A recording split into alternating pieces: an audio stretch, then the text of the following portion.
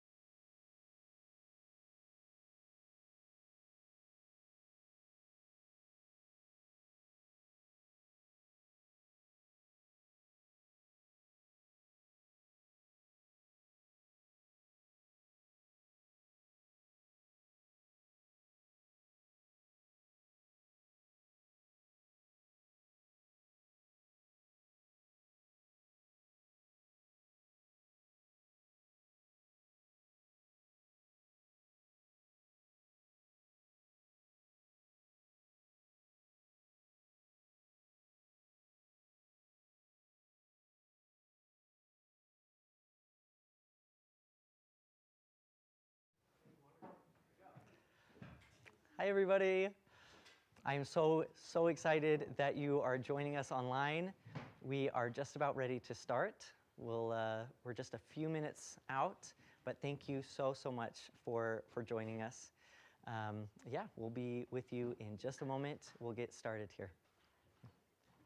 All right, let me just move these.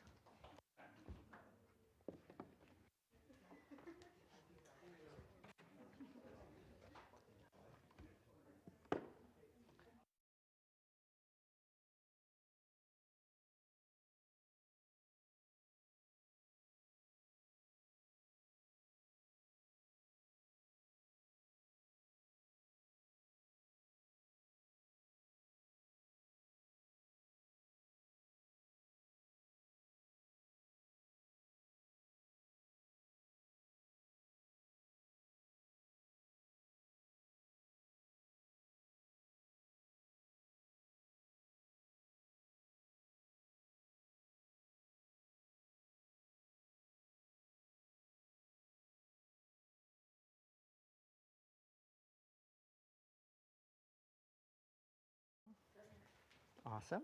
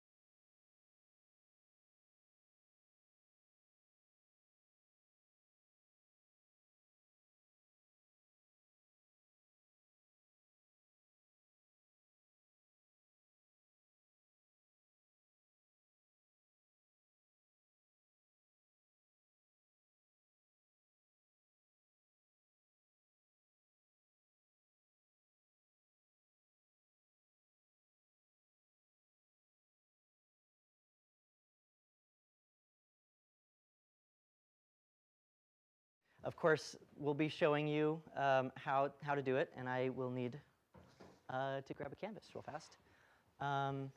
Is there anybody that could grab a canvas for me? Hey, Corinne or Matthias, would you mind grabbing a canvas for me? think, are they just right outside the door? Awesome, thank you so much. I think she's grabbing one, thank you so much. Okay, so I just want to make sure that we all have the supplies that we need. Basically, thank you. The most important things are the canvas, obviously. It doesn't have to be a canvas. If you're online and you want to paint on paper or something else, you can totally do that. And then we need the paintbrushes. So for everyone here, you should have 3 paintbrushes, a larger flat brush, small flat brush, and a pointy brush. And we'll get another set for you as soon as possible. Are we aware of where the brushes are at? We just need one more set because we are packed. So it's really awesome. It's a great turnout. So all of you should also have a cup of water. You should have an extra, oh, you need a pointy brush. Oh, okay. Oh, I do have a set. No, I do have. So, okay. I'm also going to be using a piece of chalk to outline some things. Okay, you should all have a piece of chalk. For those of you online, if you do not have a piece of chalk, it's not a big deal. If you, what? Oh, we don't have chalk. We'll get those passed out. We'll get those passed out. Luckily, we don't need it for a minute. So let me just get the steps up here.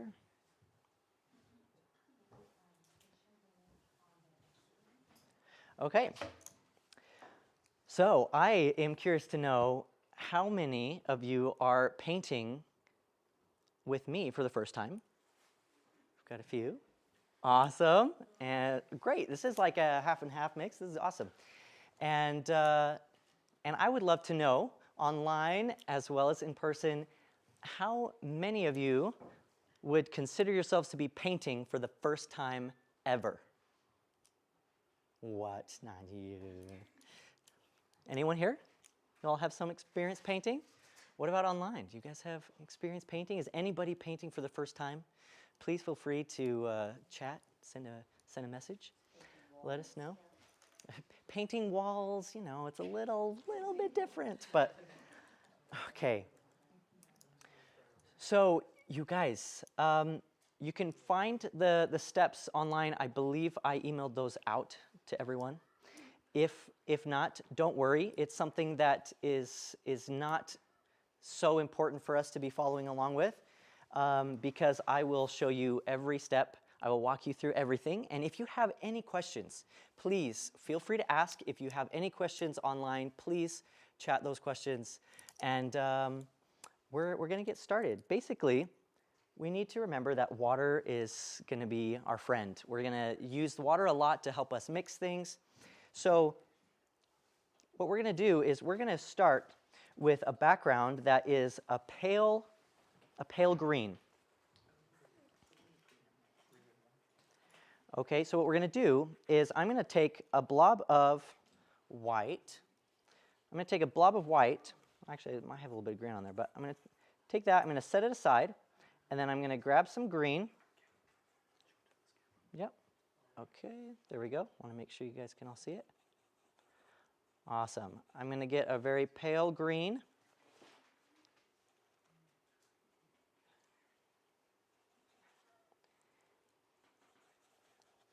Okay, and then I'm going to be mixing just a touch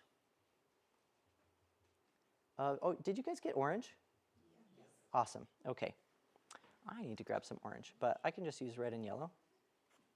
I'm going to add just a tiny touch of red and a tiny touch of yellow.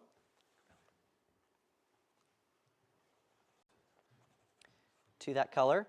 Now, you might go, it's very easy to go overboard with the red. You'll see that by adding too much red or yellow, it starts to go kind of this tan color. So just be careful with that if you use too much red. Just the tiniest little dot of red is going to be great. So I'm going to add just a touch more white, a bit more green, and then we should be in good shape.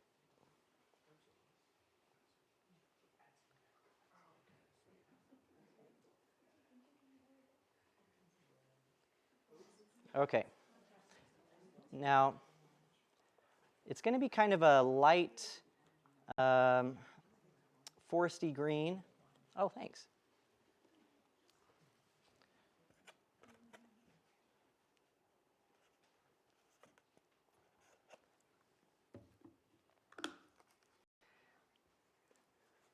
All right, so this is the color I'm getting. I'm going to test this out on the canvas here. I'm thinking we could go a little bit more green. The idea here, though, is we don't want something that's so stark, like just pure green. You see it? That's going to feel very unnatural. But as we start with a color that's a little bit more natural, a little bit more earthy, that's going to be really good. Okay, so this is the color that I'm getting. It's kind of a light, almost a sage color. And once you get a color that's in that general, something that's close to that, you know, we're going to go ahead and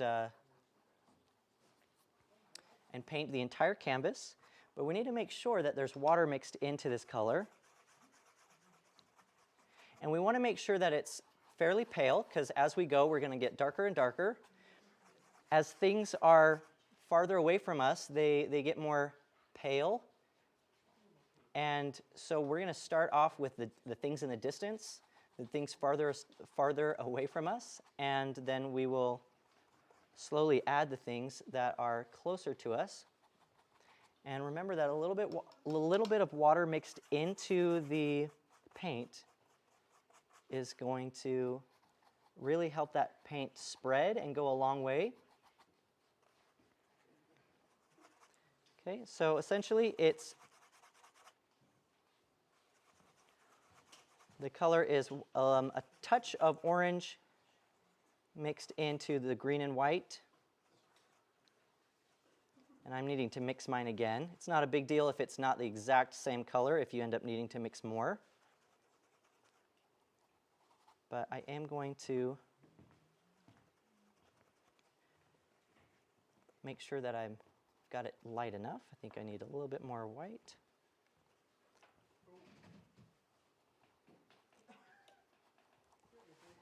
And again, please feel free. I know it might feel a little nerve-wracking to ask questions, but please feel free to ask questions. There are no dumb questions. There are no dumb questions at all. Feel free to ask anything, and feel free to turn around your canvas and be like, hey, is this the right color? You know, or am I doing this right? Because I really want you all to feel like I'm here to help you out, to really help you be successful, because really you all are capable of painting. So many people say, oh, I'm not creative, I'm not an artist, but you can absolutely do this. I believe everyone is inherently creative and can totally do this. Now, remember, this is just the background, so please don't worry too much. We just want to get you know, just generally a light color like this. I'm adding quite a bit of white to keep it pretty pale. And if you have variations in your color, that is totally fine. And if it's not 100% smooth or, you know, perfectly blended, that is totally fine. What we're going for is a natural landscape. So the key here is actually to avoid perfection. We want to avoid anything that looks overly planned or systematic or perfectly blended. The variety of strokes and colors and having everything be a little bit messy and natural, kind of organic, it really helps the painting out a lot. And I'm going to get some more water mixed into the color so it really flows across the canvas nicely. Helps that paint go farther.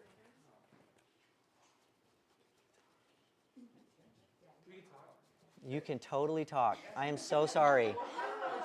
I know everyone's being so quiet because it's like, whew, first time on camera. By the way, I have to tell you all, everyone here, everyone online, you are making history. This is our first paint night live at the Hive, and I feel like this is the beginning of something really, really great. And there are many more of these to come, and we definitely hope that you will continue to join us here or online. And yeah, please feel free to talk. Feel free to enjoy the night. Feel free to eat.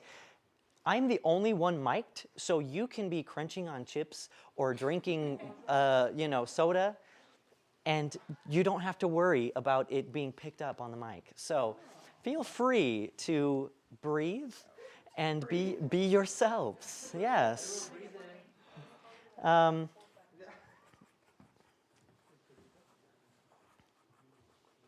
Okay, now I'm painting the sides of the canvas. You do not have to do that, but I like to do that so that when it's all done, it looks very nice and clean and finished. And if you would like to display it without a frame, then it looks really nice. So that's why I like to paint the sides and the top and bottom edges.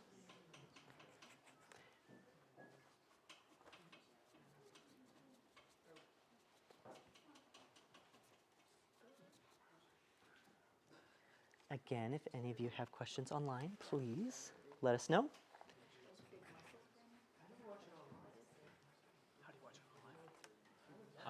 How do you watch it online? Well, for future events, anybody who wants to paint online, by the way, in the future, you can purchase a ticket for the live stream rather than the in-person ticket, and then we'll send you out the link to the live stream and a list of the colors that you need, and then you can join us online. Yeah. Can I watch it live right now? I guess you could technically.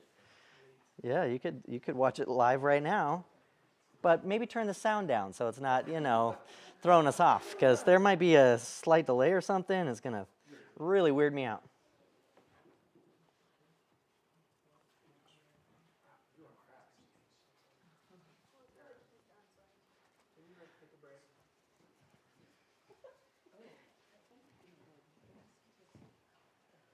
Now, I want to give a shout out to the amazing people here at the Hive Collaborative. Is this not the coolest place? Isn't this such a great place? Okay, first of all, a huge shout out to Ken, producer. He is amazing. He is so amazing. And his biggest desire is to help creative people have a space and the ability to explore their talents and explore the arts in all sorts of ways. So we're just so excited. So excited to have Ken to have this wonderful, wonderful place. And I have to tell you guys, we are in the process of creating an arts academy, an art school where people can come and study film, theater, dance, performing arts, as well as visual arts, drawing, painting, sculpting. It's pretty incredible. Pretty incredible. Yes? Does that include culinary arts? Culinary arts. As of right now, no, because we sadly do not have an oven. There is a kitchen, but no oven. But that might change. Okay, just leave it on. And if we get enough feedback of people wanting culinary arts, we might just have to bring you culinary arts.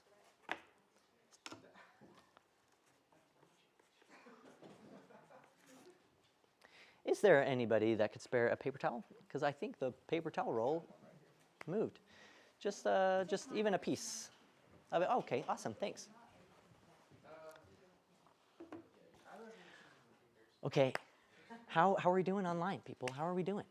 Are we feeling good? Are we feeling totally lost? Are we feeling, nervous about the getting the color right? Davis, are you able to chat? Like, are people able to chat with a photo? or with a photo? Yeah, technically. They can send a photo in the chat? Yeah. Okay, because if any of you want to send a photo and you're like, hey, is this okay or is this going right? You can do that. But essentially, I want all of you to not worry, to not worry too much about getting the exact color right. This is just the background. Just the background, and we're going to be doing a lot of fun stuff over the top, okay? We're also going to, once we get it painted, we're going to just let it be. It's very easy to want to just keep fidgeting with it and keep painting, every little thing and smoothing it out and going over any part that's not quite painted just right. Remember, there is so much going on over the top of this. So almost all of this is going to be covered with other strokes, so don't worry too much about it at all. We're going to let it be and just let it just dry. And it will just take a couple minutes because acrylic paint is water-based, and so it dries really fast. It's awesome. If this were oil paint, it would be days before this thing is dry. So, are there any questions this far? Okay. Awesome. You guys are doing great. Yes, good question.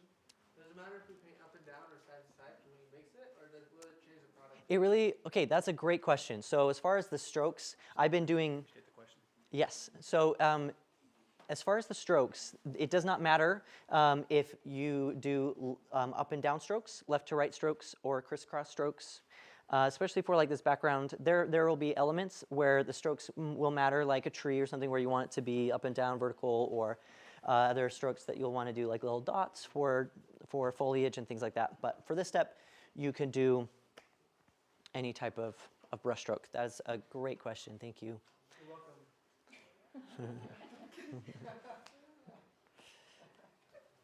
All right. So it's so funny to be up here because I want to be moving around and seeing how everyone's doing. Can I walk around? I'm walking around. I'm gonna walk around. I'm gonna walk around. I'll see you in a minute. Excellent. Beautiful. Great job. Not going crazy with the orange paint. Excellent. We got a very natural color going on. Most excellent. Love it.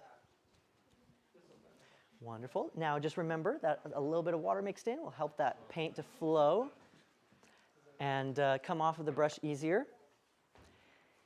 Now, are we good on, everything's good as far as sound and tech-wise for everyone online? Please let us know if there are any issues. 10 people, awesome. That's so great. Welcome, everybody.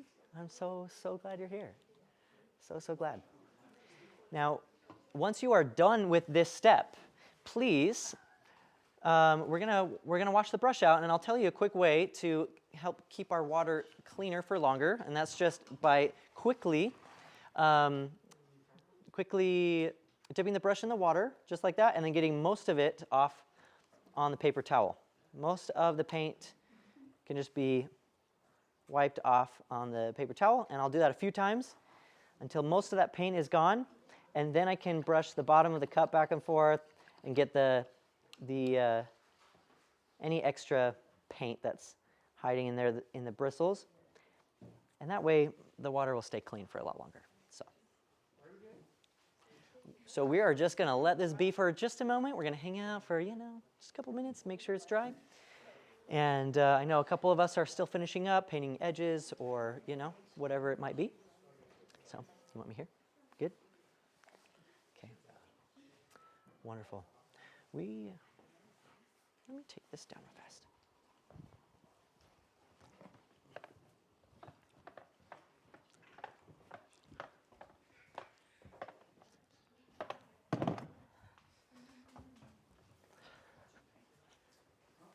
Wonderful. I know we're dealing with the small little paint brushes, so you guys are doing really great. Next time we'll have the larger ones to paint this background a little quicker.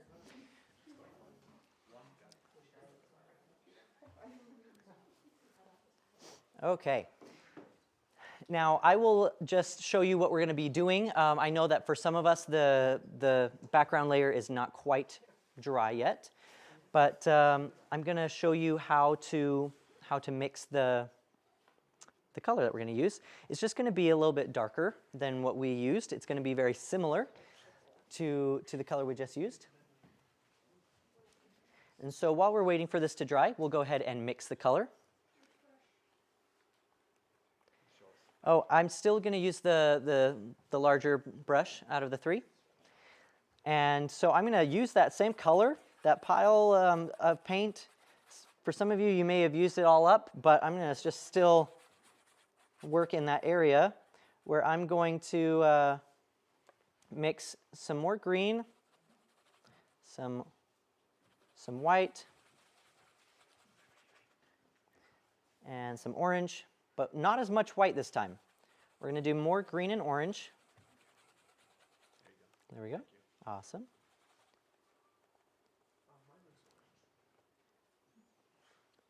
And you know what? I'm thinking that let's mix a touch of the brown in there too. This dark brown here. Are we going for a green color, or what color are we So we're going for a darker green. I'm going to show you. It's very similar, like in nature, to the color that we used, but just a darkened version of it. So Okay. let me show you. What are you Oh. doing when you go over there? Is that water you're dabbing? Yeah, the water. Yeah. And then, yeah, I've got colors here. Okay. So let me just double check that we're good on the color here.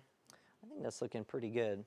So what I'm going to do is I'm going to make a mark at about, I don't want to go right at halfway, because a typical thing with landscapes is you don't want anything to be overly symmetrical.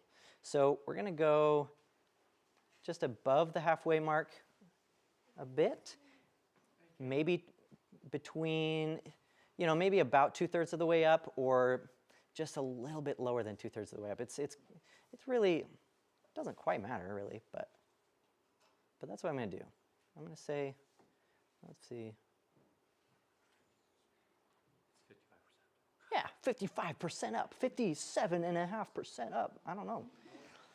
But I'm going along with this color. Now you notice that it's not just pure dark green, right?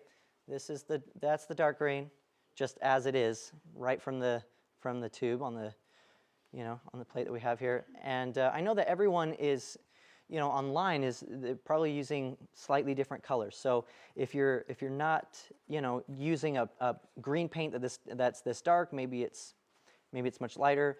You might need to mix some things into it, like a dark blue or something, to get it to be this level of darkness. Oops, using the wrong mixture. But basically, by adding browns and oranges to the green, it makes it more earthy, more natural looking. And once again, I need to remember to put some water into the mixture to help it really come off of the brush and glide onto the canvas.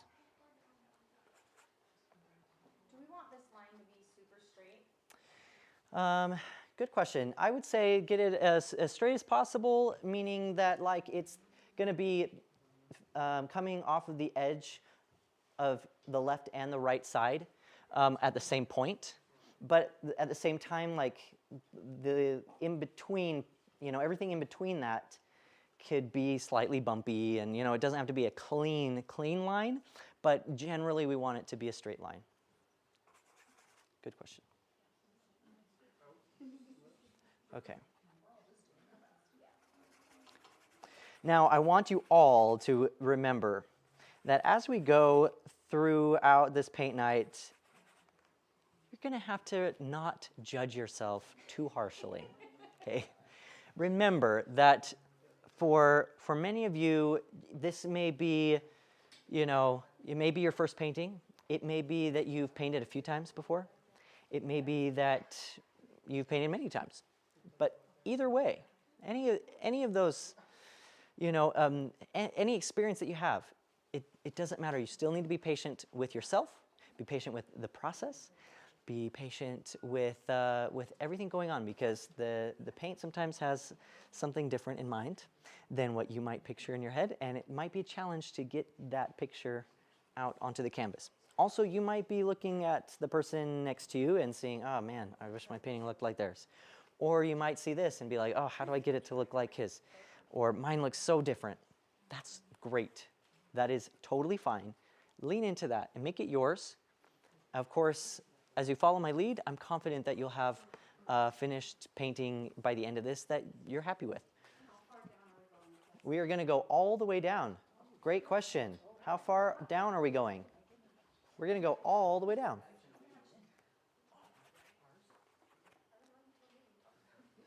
Now, it does not have to be totally solid.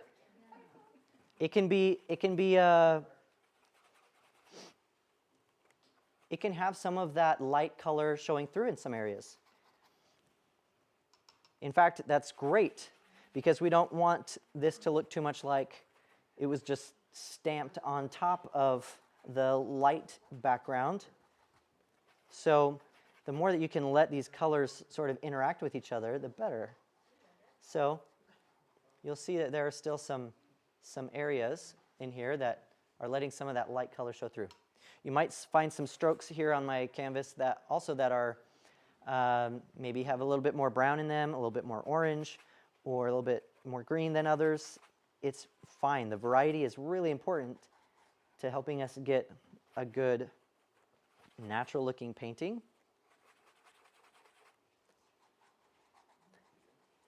And then just another reminder, I know I've said it a bunch, but it's very, very important to mix in that water to help get that paint to the right consistency. Otherwise, it kind of just stays on the brush and doesn't really flow very well. Also, make sure you're using plenty of paint.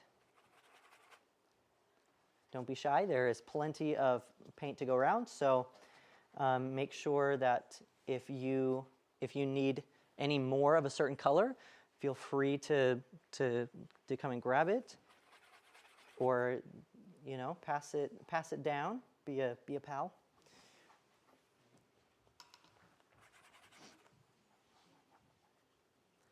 Now, just a reminder, I went just barely above the halfway mark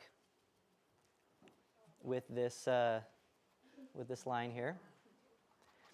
If you feel like you've gone too far, if you feel like you've gone way too far, then you can always take some white and green and kind of the mixture that we made at the beginning, and you can go back over the top of it.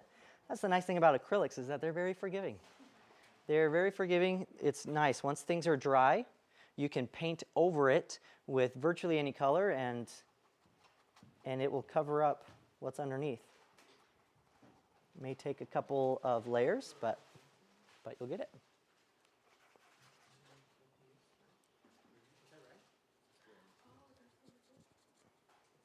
Now, I want to remind you to paint the sides of your canvas to match, and the bottom edge of your canvas as well. With these black easels, you can take the canvas and rest it on the top of the easel, and it will actually allow you to paint, the bottom, or you can even flip it.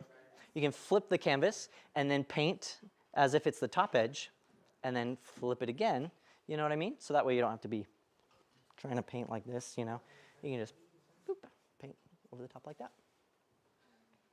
Now, once we've all gotten to this point, we're going to use the same color, but we're going to create some just a vague suggestion of distant trees.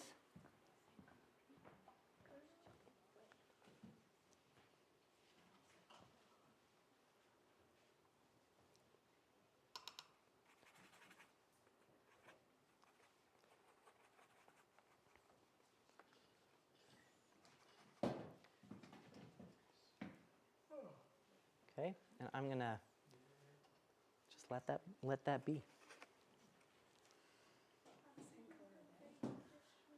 Oh, we haven't done that yet. I was just giving you a little heads up that we'll be going on to that in just a second once people are finished. I know we're using these little brushes, so I appreciate your patience as we're filling up this canvas. But after we get past these next two steps, probably, we'll be working with the more fine detail and things. We won't be having to cover the entire canvas with a bunch of solid color. So I'm excited to see your paintings. all of you online, I'm excited to see what's going on. If you would like to send a picture of how things are going, process pics are awesome, very appreciated. I would love to see what's going on and to see if you have any questions. And for anyone else here, please let me know if you have any thoughts, any questions.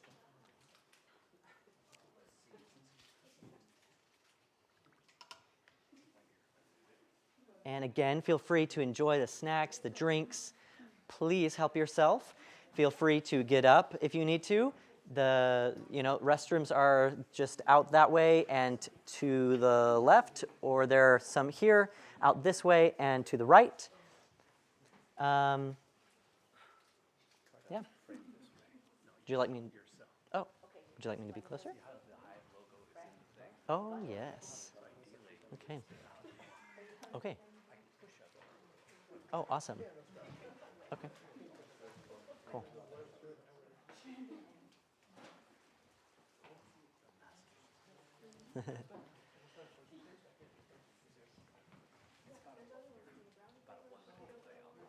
Oh, okay. That's good to know.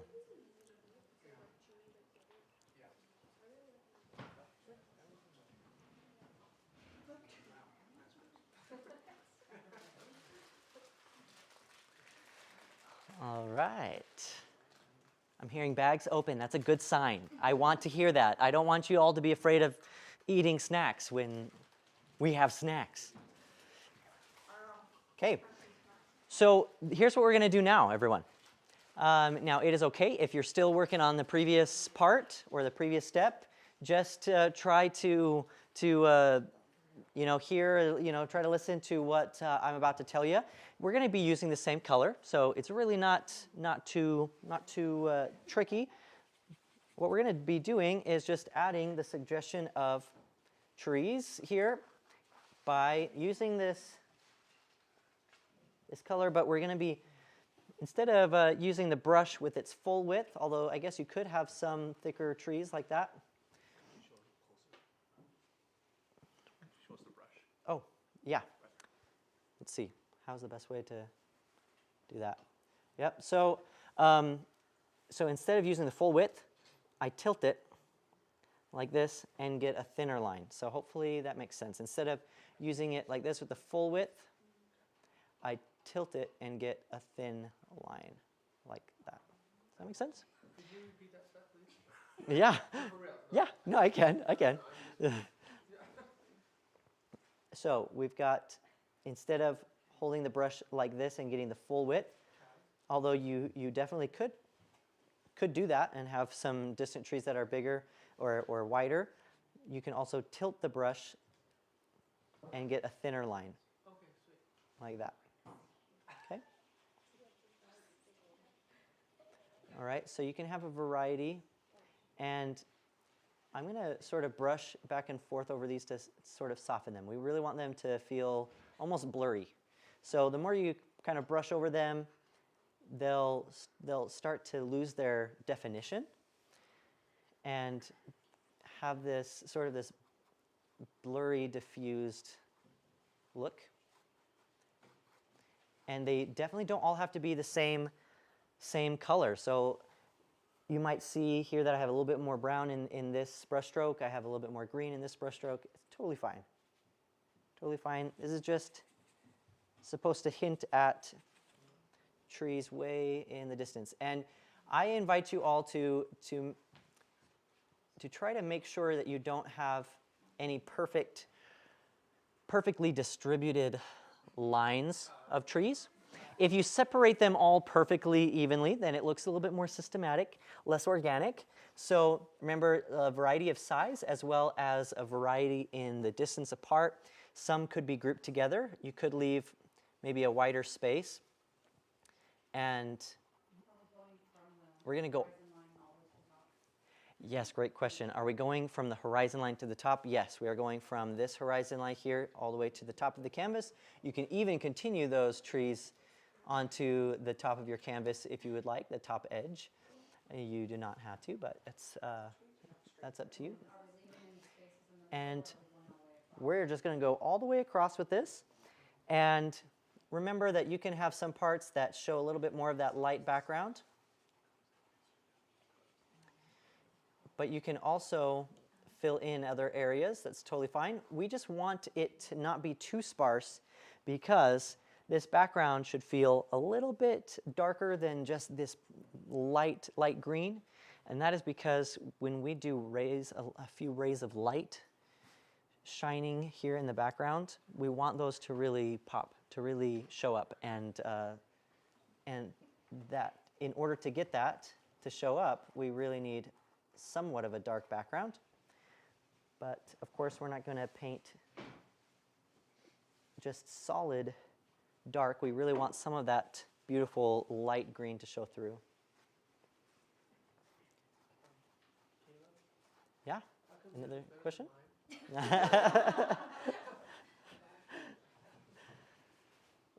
The question is, how come yours looks better than mine?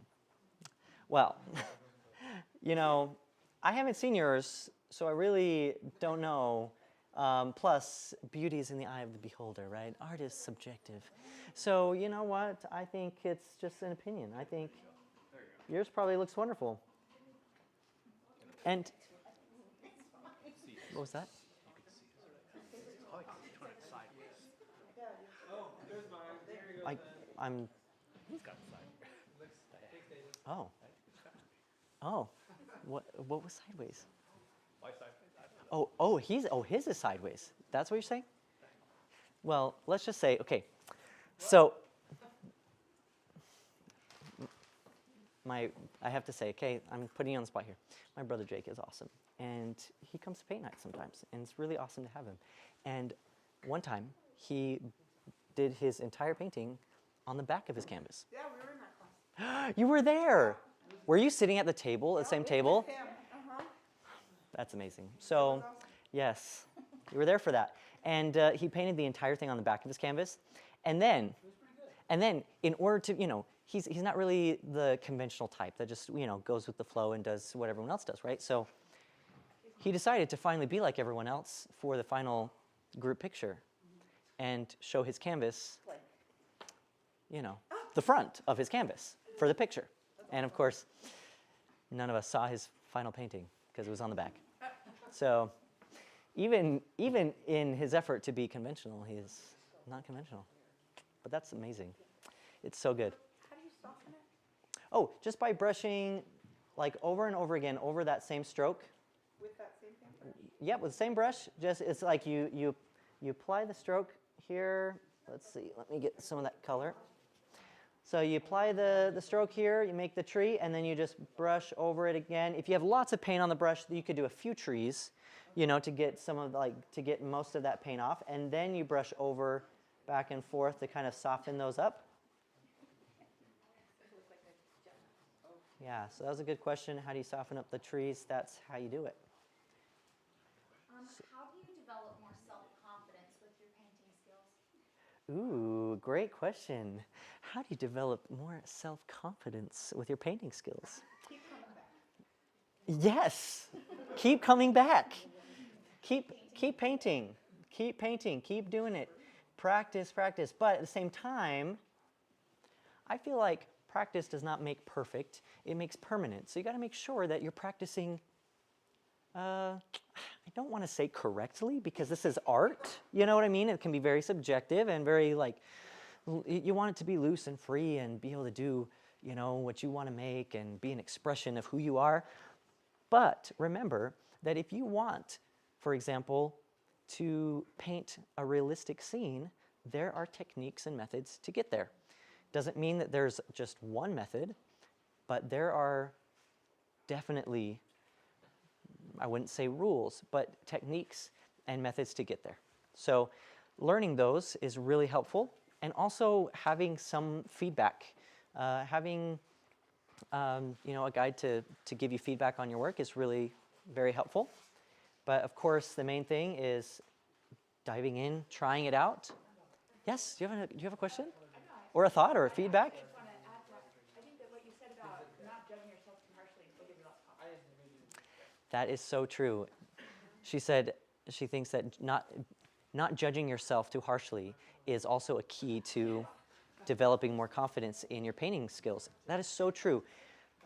So many people feel like they have to have a perfect painting or else they are not going to paint.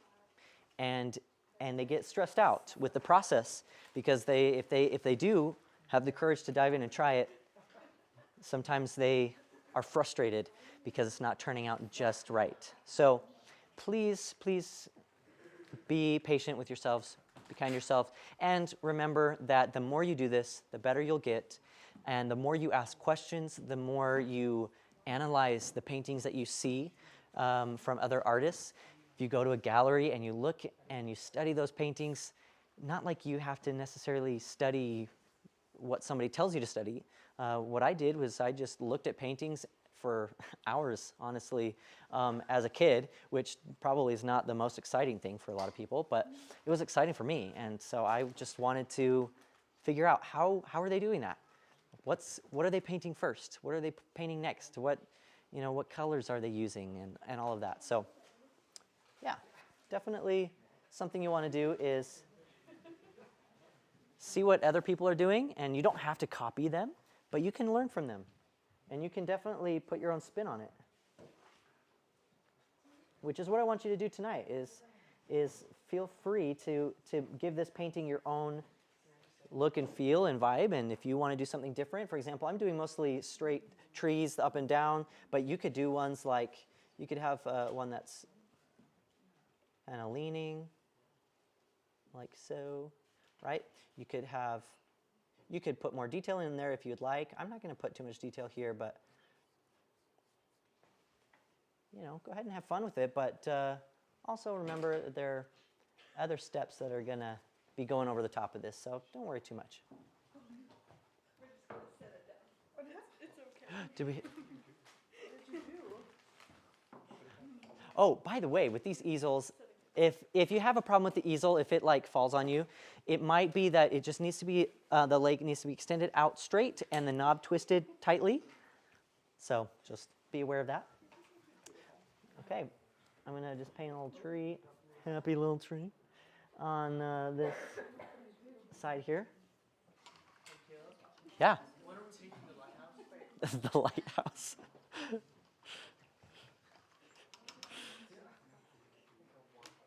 Jake is a gem. Jake is a gem. Okay. Where are we at? How are we feeling? We feeling like we're pretty much there? Okay. Now, at this point. Oh, yeah. I would love to. Oh, I'm going the other way. I would love to see how these are turning. Oh, that looks so good. Okay. By the way, you might feel like, what am I doing? Or is this okay? Is this looking right? I don't really know what I'm doing. Remember that any painting is just a bunch of blobs on a canvas, really. So we are going to embrace the blob. We are going to embrace the blob and just realize that this painting is going to make sense. It is going to make sense. Any questions? You guys are doing fantastic. Now, feel free to add maybe some very faint trees in a couple areas. If they're like very pale, you could either water it down, and kind of have some faded trees in the background. And you can also use that watered down paint to brush over some of the trees if you want to soften them up or anything like that. Just notice that that is an option. It's not something you have to do, but it is an option. Looks great. Remember, you can vary the widths of each of your trees to make it look like there are some in the distance. So you can twist or rotate your brush at a different angle and have it be, thinner or thicker. Would you mind complimenting my painting specifically? This is so good. Thank you. I love this so much. I really like the way you've got it tilted. Yes. That's really awesome. It is fun. It is so fun. Excellent. Great. I'm loving the variety. Now remember, you can have some strokes have a little bit more brown in them or a little bit more orangey tones to them so that you have that variety. It will give some depth to the painting. It'll make it seem like not all of them are just all planted on the same plane or in the same, in the same place. And we do want to make sure that these look like they were not intentionally planted there, but that they just showed up there, right? Because it's going to be a kind of, not mysterious, what's the word? Kind of magical forest, right? So, this is awesome. I would love to know how everyone online is doing. Please send them. They love Jake? Who doesn't love Jake? Everyone loves Jake. Jake is great. Do we have any questions from people online? Anybody? None yet. Okay, awesome. All right, no questions. Everything good? What was that? Oh, yeah. Everyone, you have here at the studio, you have a spray bottle at your table. If you wouldn't mind, just taking the spray bottle and then spraying your palette plates. Just give them a couple sprays. Nothing crazy, otherwise you'll end up with puddles. And just, oh man, we tested one. We have a Super Soaker Launcher spray bottle. Darn it. Okay. Well, most of these spray bottles are fine, and they should work for you. Just spray it a little bit. For those of you online, if you have a spray bottle, awesome. You could just spit, just spit.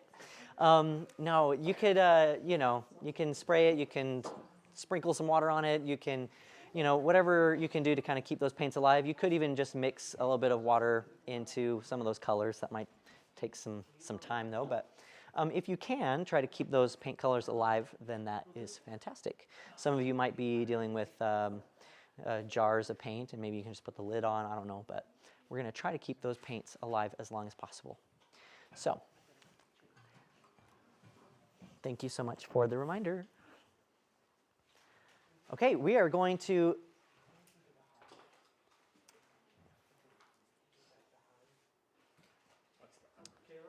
sorry, what was that? What step number is it? Oh, this is step number 3, and we are going to, I'm sorry, Jake, did you have a question? No, it's okay.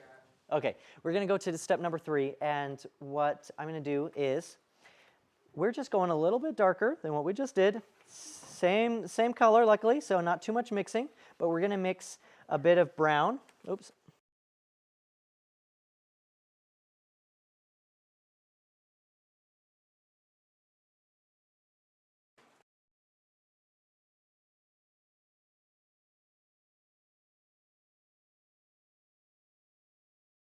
And I'm tempted to even mix a little bit of the blue in there, okay? So we're going to do a touch of blue and brown, which essentially make a natural black. So if you're very, very careful with the black, you could just add a touch of black in there. But I find that adding black is a little risky because it's just very strong. Also, it's not quite as natural of a look if you add black. You can usually get more natural colors by mixing things like blue and brown to make a more natural looking black. Anyway, we are going to be making a color that's fairly dark. It's going to be a dark, dark green, and I will show you what I'm getting here with this next step. Basically, I'm going to give it about an inch from the top of the horizon line. That's looking pretty dark. I may have gone too dark. It's not really a big deal.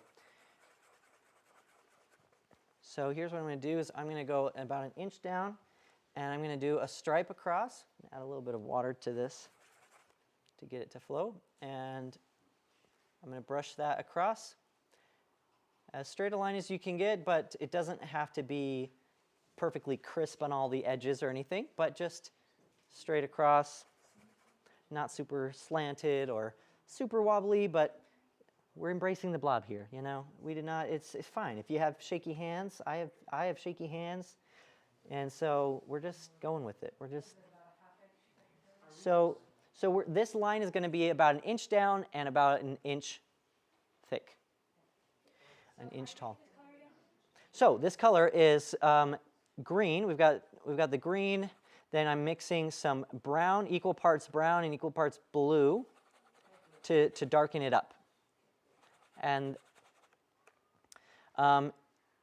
that should be good. If it's feeling like it's still a little bit too, like the color's too vibrant or something, you can mix in a bit of orange to keep that sort of earthy, I don't even know what to call it. It feels like an army green kind of color rather than like a grass green. And so we're going to go across with that color. Now this is going to help us, these different stripes that we're going to be adding. Feels weird to be doing stripes in a landscape, but it's going to make sense. What we're going to do with this is create kind of the levels of the cascading waterfall stream thing.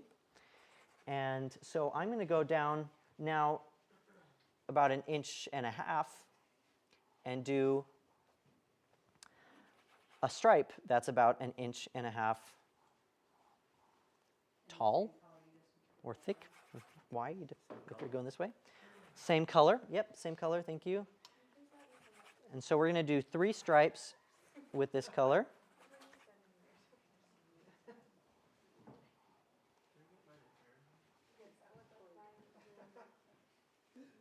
Okay. Probably going to go a little bit thicker with this line, just a little bit.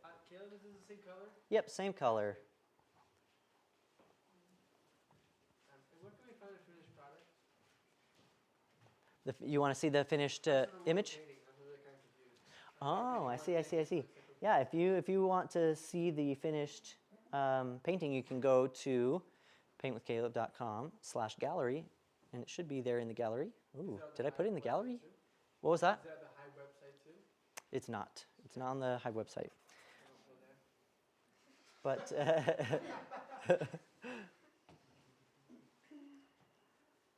now, the intention or the idea for this was to have you all have access online to the steps. And I'm really feeling like it's not super necessary, but it is nice to see that image, at least the final image, to see what we're working towards. Is it possible, Davis, to get that pulled up so that people can see kind of what we're working towards? Is it the one we used as the Just like the thumbnail, finished or one? is it It could be the thumbnail or, okay, yeah. Yeah, that'd be awesome. Oh, that'd be great. Okay, quick shout out to Davis. He is amazing. So he's so awesome. He's running the show here. He's so cool. And anyway, so this is what we have. This is what we're working towards. So hopefully you can see. Oh yeah, it looks like we're going to try to do a picture-in-picture thing here. So what we're doing is creating these levels for the cascading stream. I want to call it like a waterfall. I don't know if it's quite a waterfall. I don't know. Are we a third one? Oh, nice. Nice.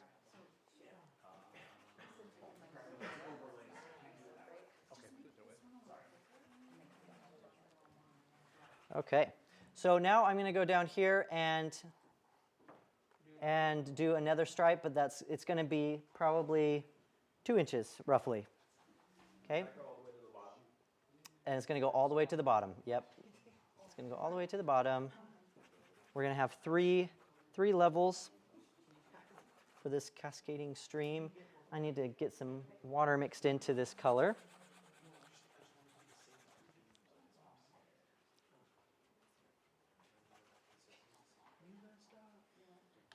And don't forget to paint the sides of your canvas to match.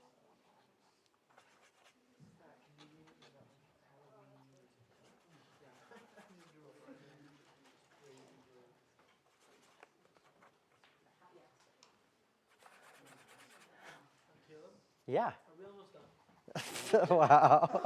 Jake. If you didn't hear Jake, yes. Are we almost done? Jake from State Farm. Should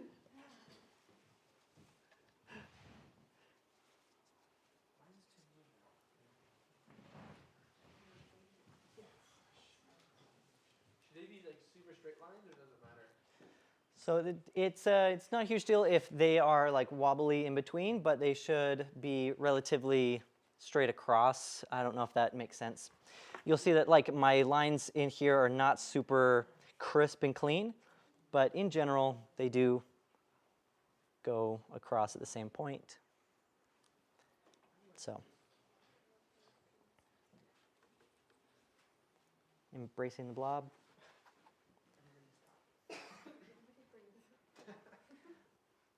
All right.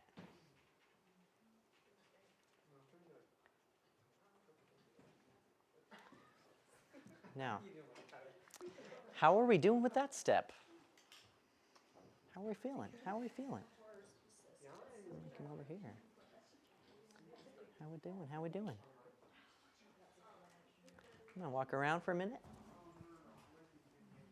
See how you guys are doing. Nice, nice, nice. So it is okay if these stripes are not evenly spread apart from each other. I feel like mine kind of accidentally ended up evenly spread apart. That wasn't quite the intention, but it's really not a big deal if they are or if they are not. One level can be just a taller kind of ledge or cliff where the water can flow down, and that's totally fine. They do not have to be the same. I'm going to get this guy out of the way. Awesome. Looks so good. Looks so good. Woo, there's a plant there. Looks awesome. Aren't Christina's trees just so great? They I are couldn't so believe great. that there are. I can hear, but then I saw there's a tree covering. Yep. That's so true. So by the way, if there are any trees or any parts of your painting that you're like, I don't really love that, well, just remember, you can cover it up with a tree. A happy little tree, and cover it up with some, I'm so sorry. You can cover it up with some flowers. You can put a bird there. I don't know. You can even put some fireflies in there. That'd be cool, right? We should put some fireflies. All right. So here's the next little thing I'm going to do. This is still part of number 3, and of step number 3. And we are going to use that same color, but check this out. We are going to, are we feeling ready? No? Okay. We'll give you a minute. Make enough of the same color. Oh, yes. Yeah, it's tricky. It's tricky to know how much of each color to make. I wish I could give you an exact quantity or a formula for that, but it's a little tricky. But what I'm going to have you do, I'll show you real fast, and so if you are still working on a previous step, or if you're mixing a color or something, just if you wouldn't mind taking a quick pause and checking out what we're doing here, and then when you are ready to move on to that step or that part of the step, then you can. Essentially, we're just taking this, and I'm not going to use a lot of paint on the brush. I have a little bit, it's watered down a bit, so it's not going to be overly harsh when I do this, but I want to think of curves. Let's see, I'll even show with the chalk before I paint. We're going to be trying to go this way with the flow of the water, but then it's going to sort of pool in this area here, and it's going to go down another ledge, and it's going to go more this way. And up here it can be that way as well, but I don't think we're going to use this dark color for up there. So what I'm going to do is I'm going to do just a few of these, and I'm going to make sure that I'm doing a curve. Now, for some of you, doing this angle or doing this curve like this might feel a little unnatural. What you can also do is you can just rotate your canvas. If this is an easier motion for you to do this, almost like a smile, then that can work too. You can actually rotate your canvas however you want to do it. Let's see.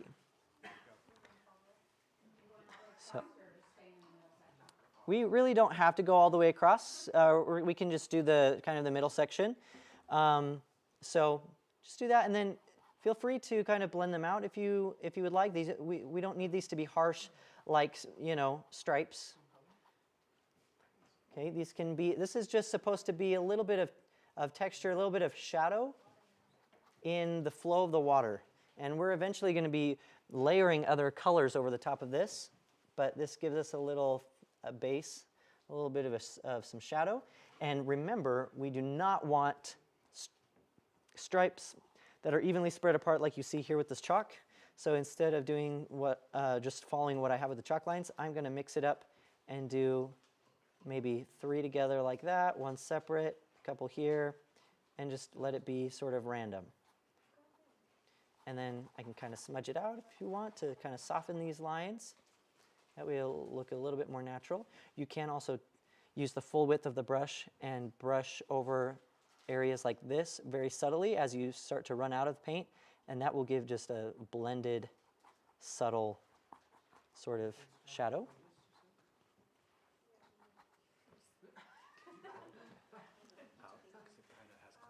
Yeah. Yeah.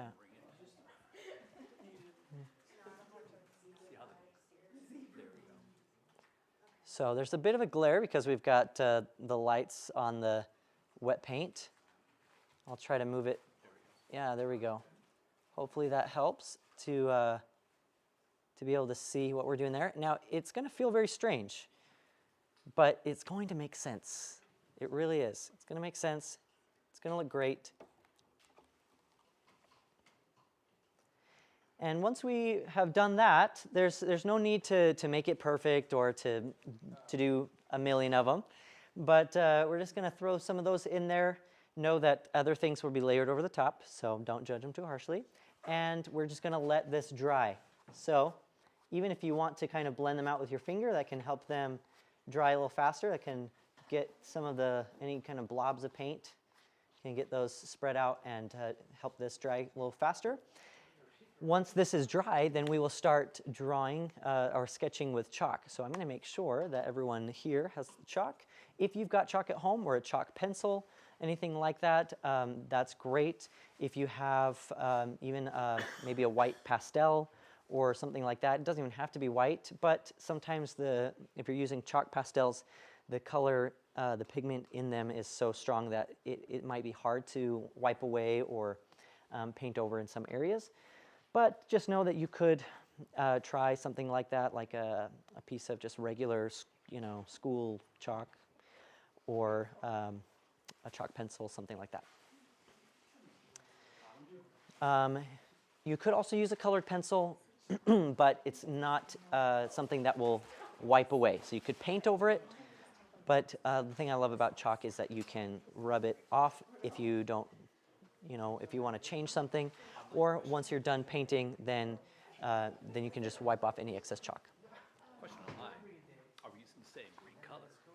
For The curvy lines. Oh, yes. So for the curvy lines, we are using the same green color for these 3, that we used for these 3 stripes. We're just going to use that same color. It might look a little bit more pale and more subtle. That's because I watered it down a little bit so that it would be easier to blend and not look so harsh. But it is the same color, just watered down a touch, so it is slightly transparent. So hopefully that helps. All right, we're going to get some chalk passed out.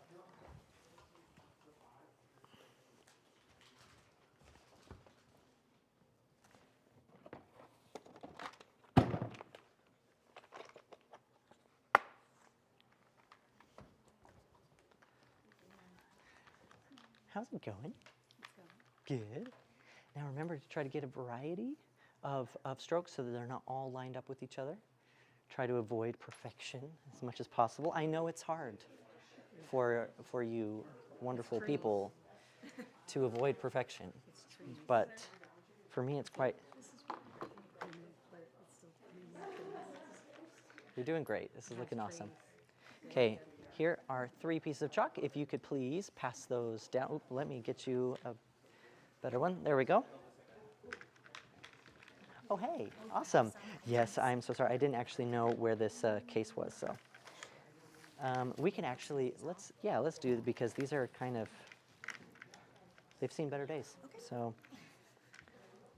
we could even break those in half, yeah. They all have chalk over here, so if you want to start over there and then we'll meet up. Awesome, awesome. Now remember to have, that curve going. That's great. You're so welcome. Here you are. Thank you. And then she will give you a piece of chalk. Okay.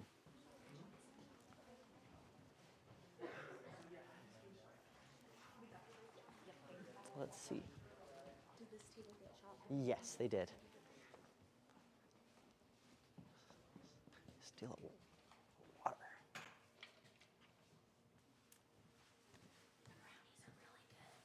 Oh, I would love a brownie. I just don't want to be eating a brownie mic'd, because then it's just everyone's going to be hearing me chew. You'll forgive me? Okay, sorry to everyone who has to hear me drink water.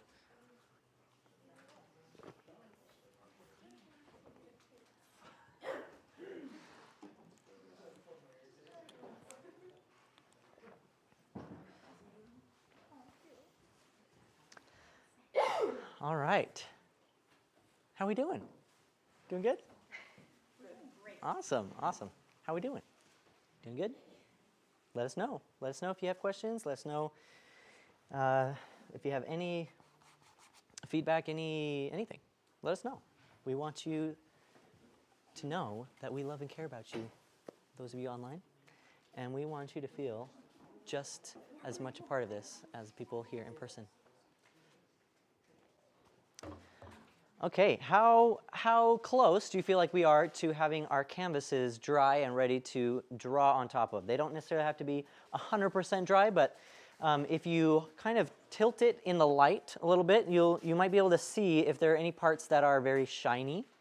And if there are parts that are super shiny, then you'll know that it's still wet.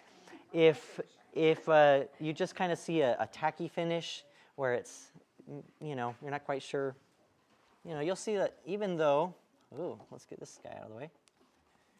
Even though there's a sheen to it, overall, it is actually dry. And with the lights, it does look very glimmery, but it is dry. So at least dry enough for us to use this chalk.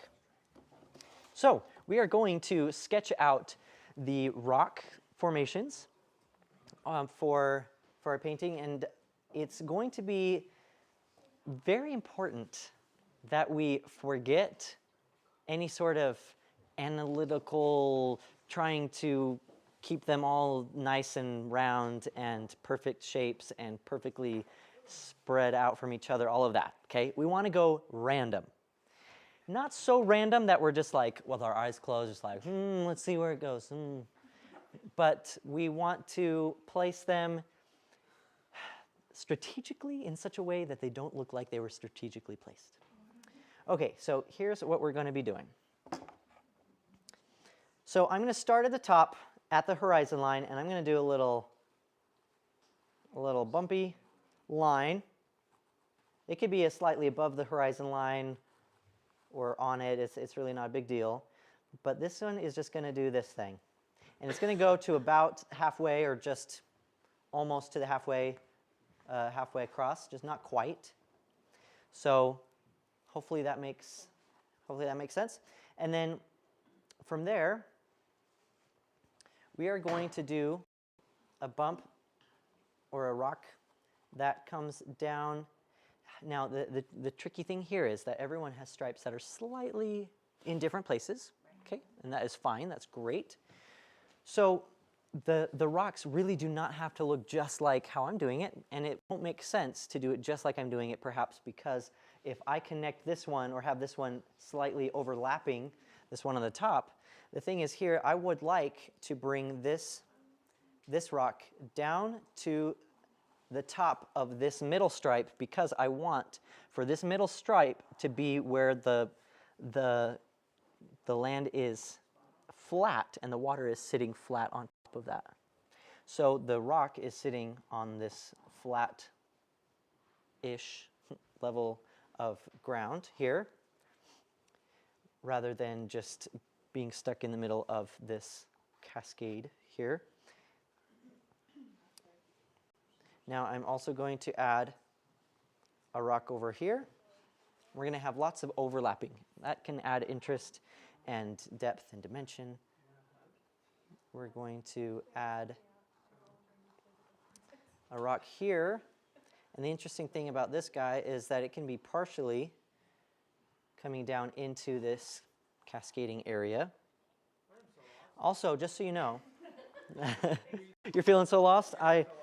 Okay. Okay.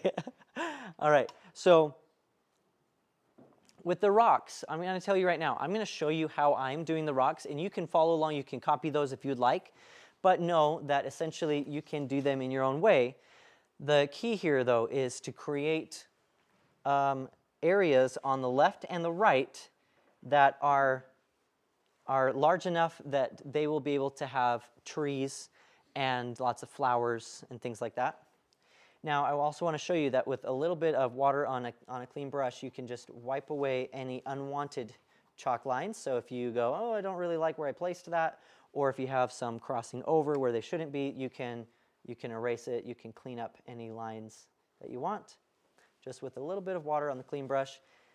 Just make sure that, of course, your background is dry. If it is dry, then it is permanent and water resistant. So that's how acrylics work. It's really awesome. But at the same time, I guess it's not always awesome if you want to blend and things because they just dry so fast. But there are definite workarounds. Okay, so I'm going to add another rock here. Notice that all of the rock formations are slightly different. Perfect in its like roundness and everything, but I can change that with the paint. Once I paint that in there, I can add little bumps and details. All right, so now this one is going to come down here. So we've got 1, 2, 3, 4, 5. Totally fine if you have 4 or 3 or 6. It's totally fine as long as, what was that? 72. 72 might be a little much, but you know, it could.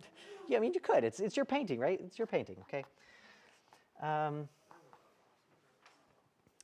So here I'm also, where it's cascading right here, check this out, yep, where it's cascading here, I'm actually, just for fun, because I like for there to be some kind of rocks within the cascade, because it has kind of a natural look, like maybe there would be some rocks poking out.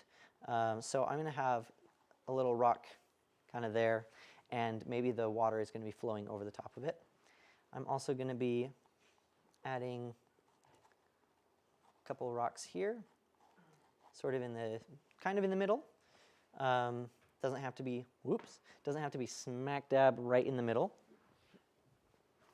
Was that the very bottom line you did that on? Yeah, so that's going to be, I probably went a little high. I'm glad you asked where that's going. I'm going to actually move this down just a little bit so it's not just hanging out right in this little flowy area, this water area. I'm going to put it more in that flat level of water and down here. So that way it is covering up a little bit there, but it also feels like it's sitting on like the ground. It's connected to the ground, not just floating. This guy is floating, but it's going to hopefully look like it's stuck to the ground underneath the water. So now we've got some bumpy rock here. This one is going to be a big rock in more the foreground. And I want to really make it here in this bottom right section, make it somewhat prominent. So I'm going to have that go about an inch or inch and a half up and be a fairly large rock there. I could add a little one here too if you want. Just remember that if you're going to add, you know, little rocks in together, you want to make sure that they are all different sizes. This one might be more on its own so that it doesn't look too purposely placed there. And then as I'm kind of working my way around, there's no real secret or a real rule to what rocks you put first or anything, but I just decided to work my way around like that. So I'm going to come up, and at the top of this middle stripe, I'm going to create a bumpy rock here. one that's maybe a little bit more, not perfectly flat, but a little bit squashed. Now the bottom edges of some of these rocks are going to want to, you're going to want to have them be relatively flat, where they kind of are a mound on top with their bumpy variations, and on the bottom they're going to be relatively flat, because if the water is covering them, then it's going to be pretty close to flat. Now here I have it curved a little bit, but that's because I want it to look like it's actually coming out towards you in this area. So, you know, you can make that flat, or you could make it curved a little bit. But a lot of these, you'll see, even though they have maybe a little bit of a round line here at the bottom, in general they're going to be more flat, and the tops of each of these rocks are going to be more like a mound.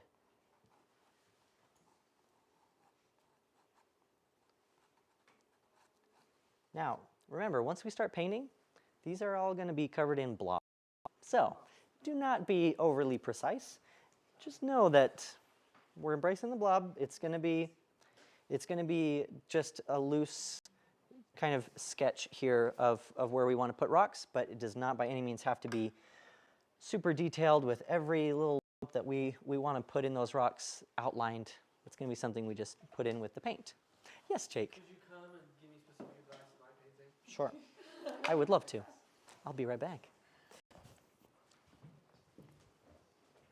Here's the problem. I don't have like Oops. extra room over here to do all that whole thing. Oh, so sure. How do I do that while keeping it the same angle?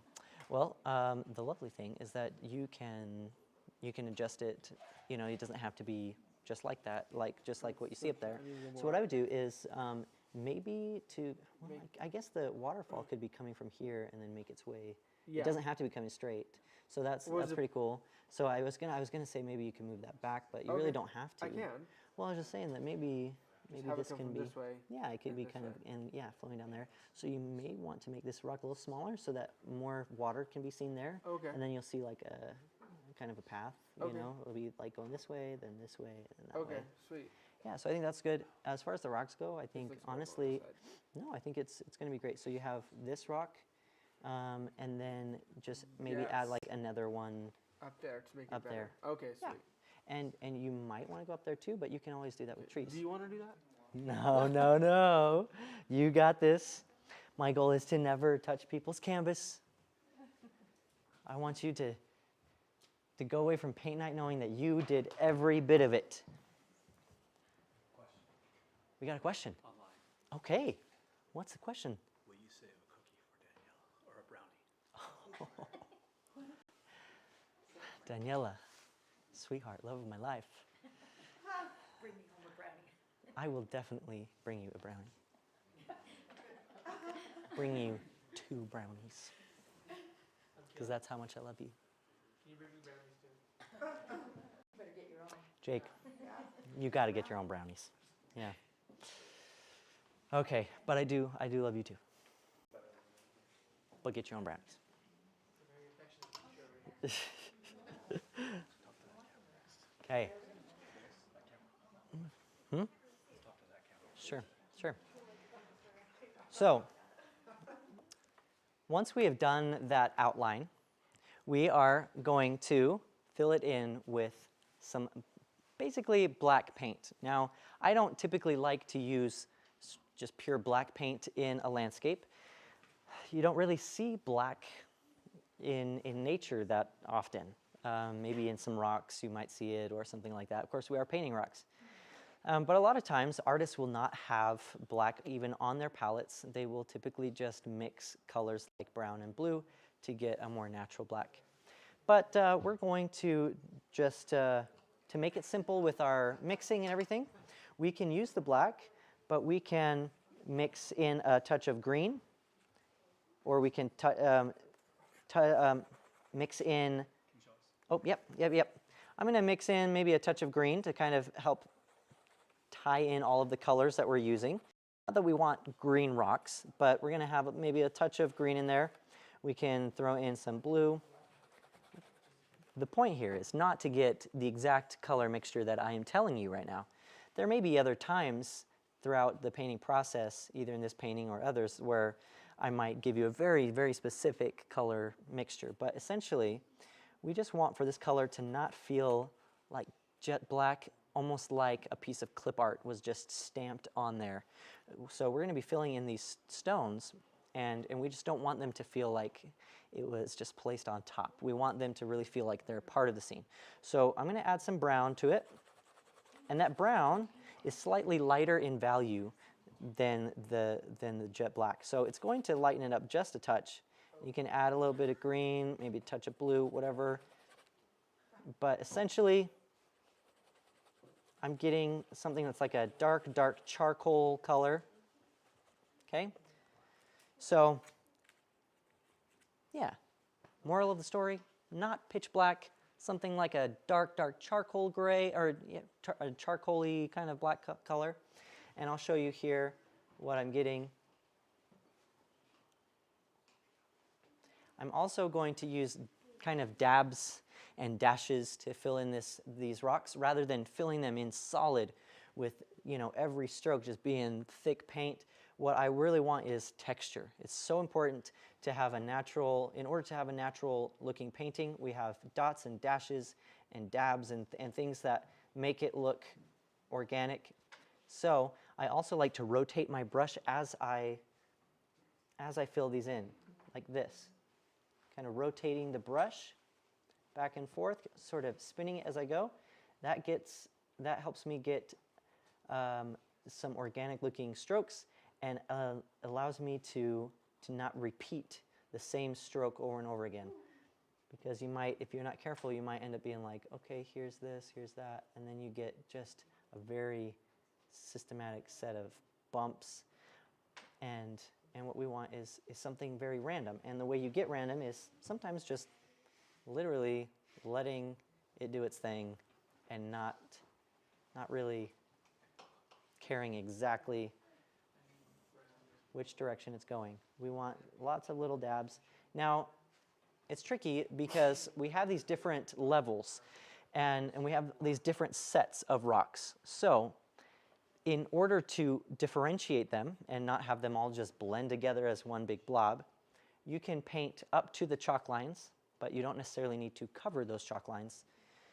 If you just paint right up to the chalk lines, then when we wipe away that chalk, we'll be able to see a little bit of a line that defines those, and then later we can, you know, do different things to help define those rocks with highlights and things. Are you able to see this all right? Yeah.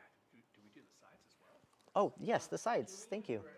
Don't forget to use the sides. Yes, you can definitely do, you can use gray. So if you add some white to this color, you can get like a grayish color if you so desire. We are going to be adding highlights later on down the road to these rocks, just a few to sort of help define them a bit. But yeah, it is definitely up to you. So far? A favorite painting that Here, like, who's the best? Yours for sure. definitely yours, Jake. You know what? He asked, yes, he asked, out of everyone's paintings here, do you have a favorite? You know, like the best one. Which one's the best? We can't all be artists. He says we can't all be artists, so there's got to be, you know, a best one. You know, I'm just gonna, yeah, it's probably online, okay, Jake? Somebody's painting online is the absolute best, and that's just how it is.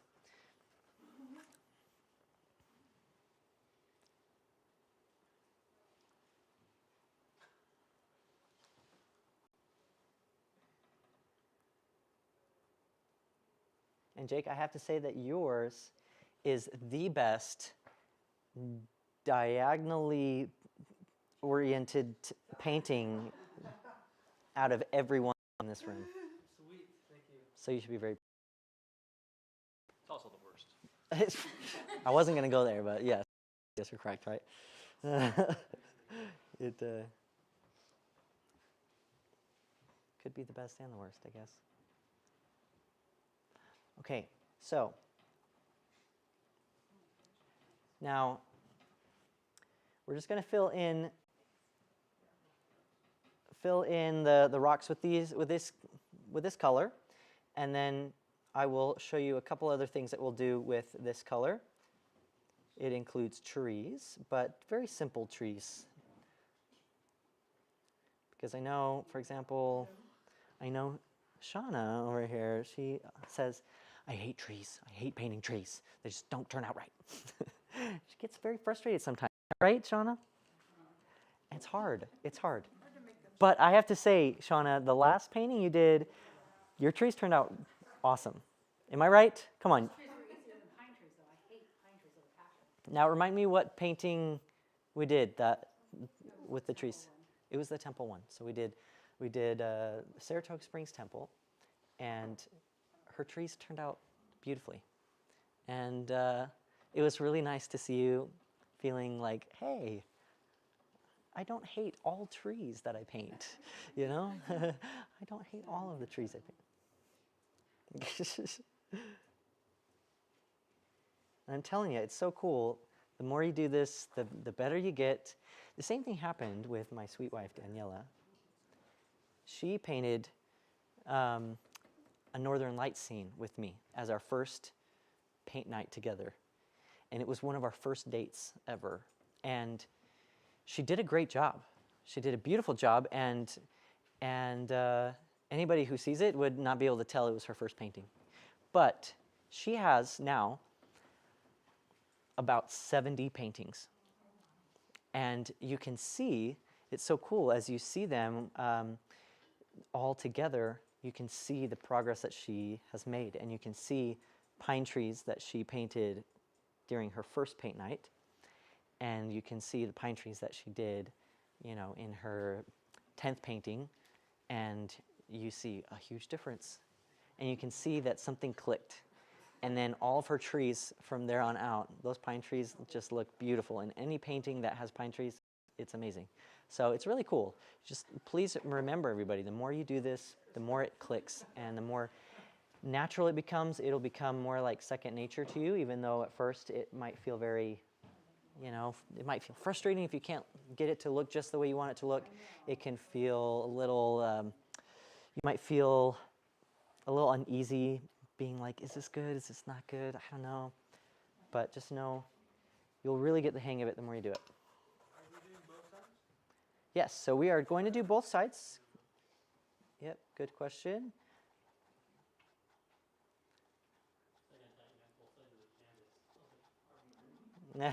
Oh yeah, we're going to flip this over and do the opposite side of the canvas like Jake, just because we think it's so cool. No, just kidding. It's not really happening. I mean, unless you want it to happen, I guess you could do that. Okay.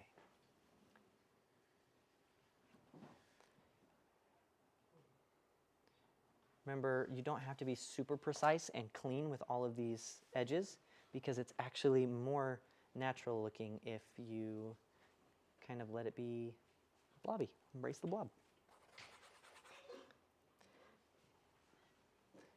And remember, it does not have to be 100% fully painted, like totally solid.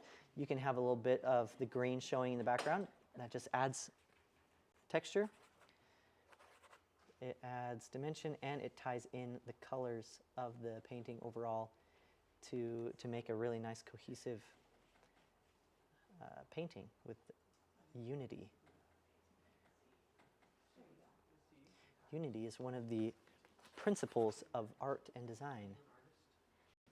And being able to, without having everything be the same, but having there be some elements that bring it together, that make it united, is something that is very important. So that's why letting some of this green through, and even mixing in some green into our paint, even if we're doing just dark rocks, it can actually be a really great thing. So again, I'm painting up to the chalk lines, but not necessarily over them, because everything will just be one solid chunk otherwise.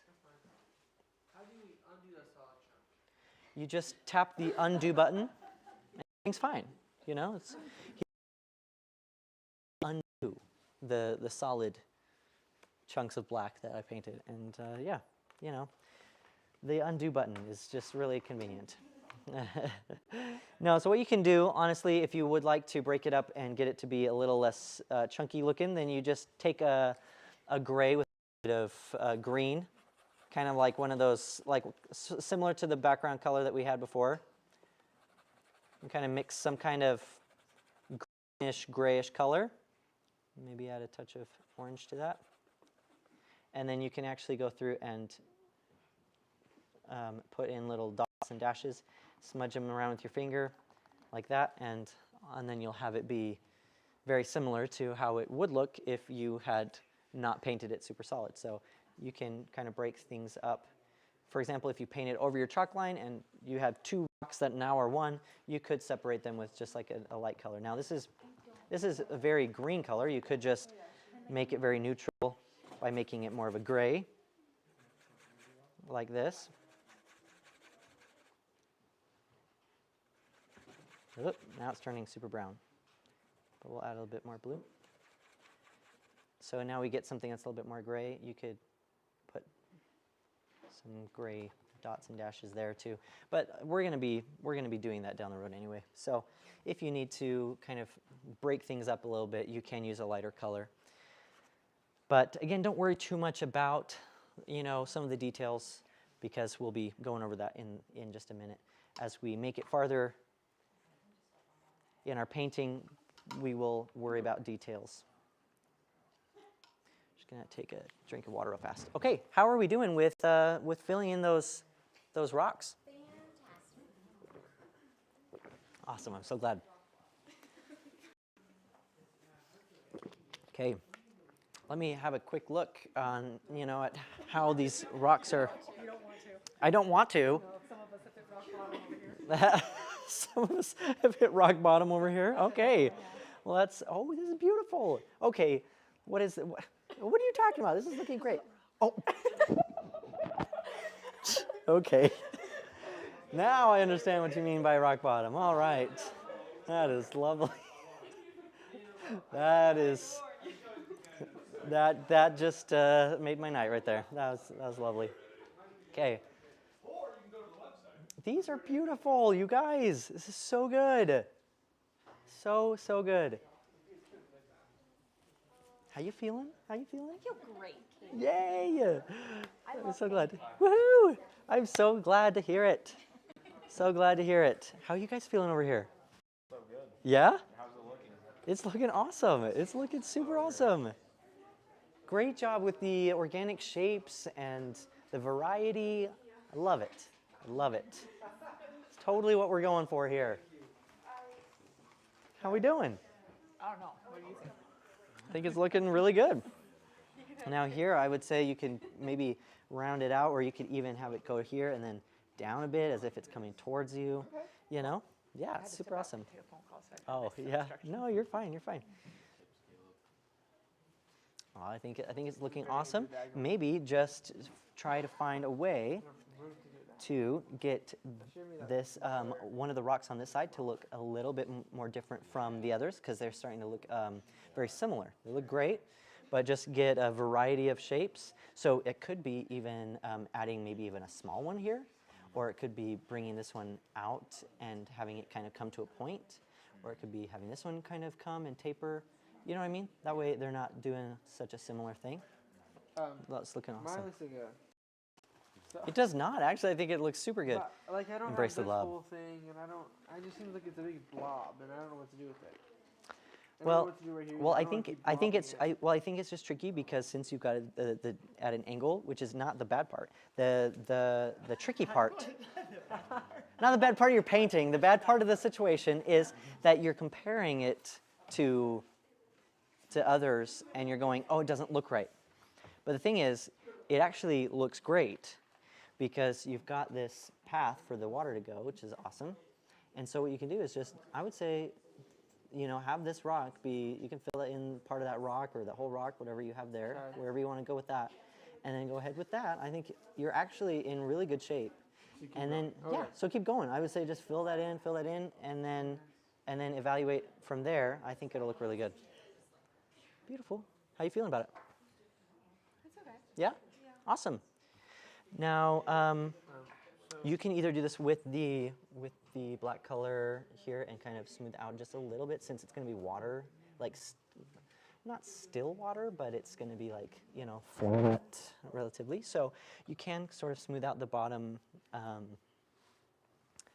Yeah, just like that. I think that's great.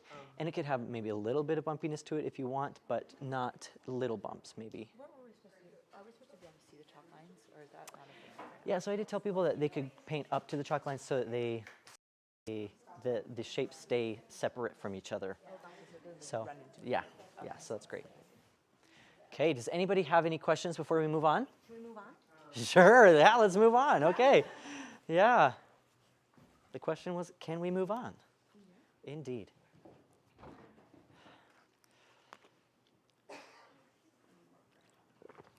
All right. So we are going to move on to the next part of this same step, where we're going to use the same color we've just used. Some of you may have washed out your brushes already, thinking that we were going on to a different thing. But we're just going to use that same dark color.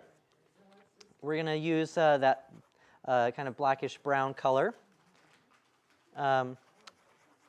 It can have some green in there, some blue, whatever you mixed. Same thing that you used for the rocks there. I'm going to do 3 trees over here. Of course, you can do a different amount, but I'm going to do one over here that's very thin. I'm going to do another one coming out here that's a little bit thicker, and it's going to be coming out at an angle. And then I'm going to do another one that's coming out here, and it can be wobbly if you want. Nothing wrong with that, but you do want to make sure that with your trees that the base of the tree is always going to be thicker, and it's going to taper as it goes up. So even if it's not a huge difference, even if it's just a very, very subtle difference, you do want there to be a taper going on.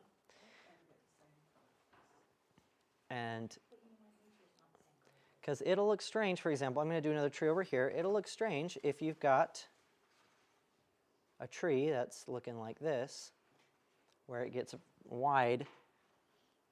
Let's see if that's a little bit. Yeah, there we go. So you see how that's going to look kind of strange, because it needs to have a strong foundation there. It needs to have a wide base there and be able to hold up the tree that we're going to be painting over the top. So I'm going to be doing a thicker tree over here, and then it's going to have a buddy. And it's going to be a kind of similar tree. It does not have to be a mirror image or an exact copy or anything like that. It can be more wobbly or less wobbly. And so you're going to have 2 trees like this kind of standing next to each other. Now again, you can do your own thing, of course, but this is what I'm doing. And I'm just going to sort of feather these trunks. I'm just going to feather the strokes here like that, and just let them kind of disappear, because we're going to be putting leaves over the top of the upper area.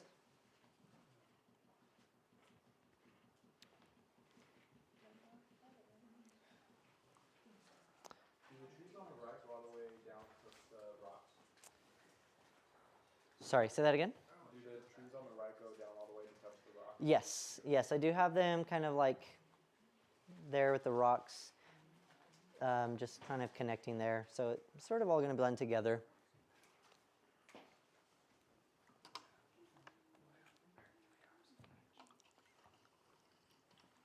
Okay, how are we doing on time? Okay.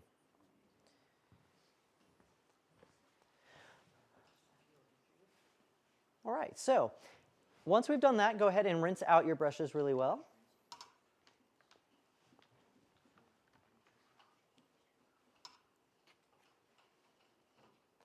And we are going to create a lighter color. Basically the same color that we used at the very beginning, that very pale light green. So I'm going to do some green, probably 2 times that of white. Oh, yeah, I'll show you. So I'm doing this over here, And I'm doing green, doing double the amount of green. Sorry, I'm doing double white and then a touch of orange.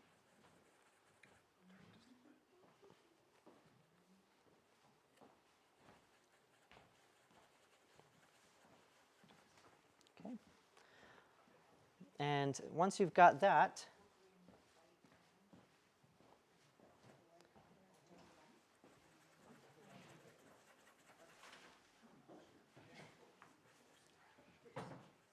very similar to our background color. So if you need to, you can kind of paint a little stroke there and kind of compare. Okay, that's pretty good. We're going to be doing more strokes along the water. And so, oh, yeah, the color is just like we did for the first background color, which is green, double that of white, and then a touch of orange.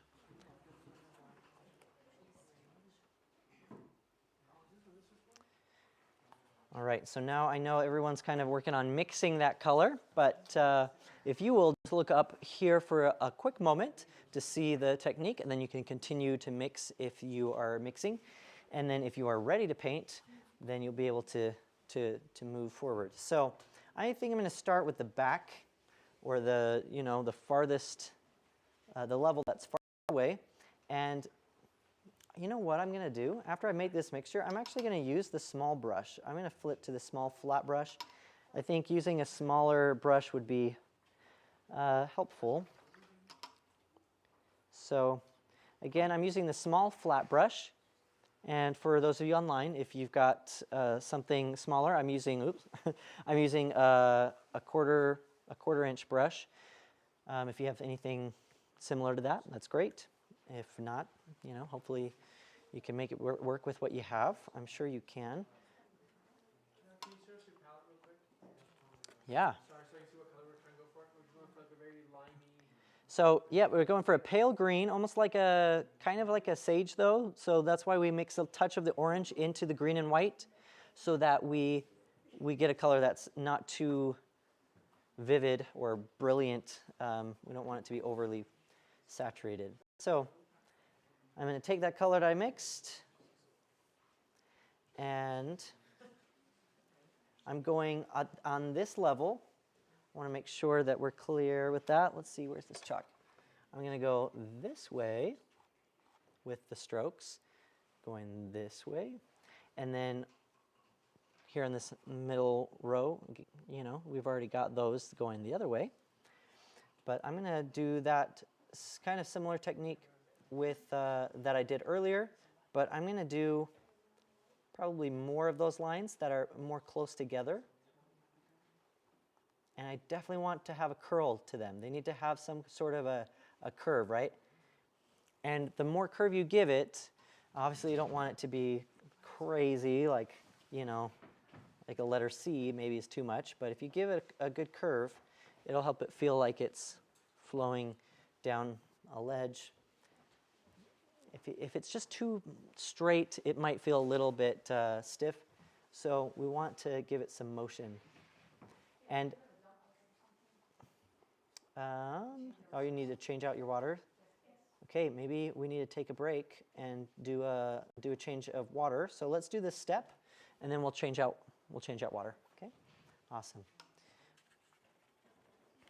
So what I'm going to do is I'm going to move my way down to the other row, or the other level of our cascading stream here. And I'm going to make sure also that the top of each level has a little bit more solid color. With this color we're using, it's going to be a little bit more solid.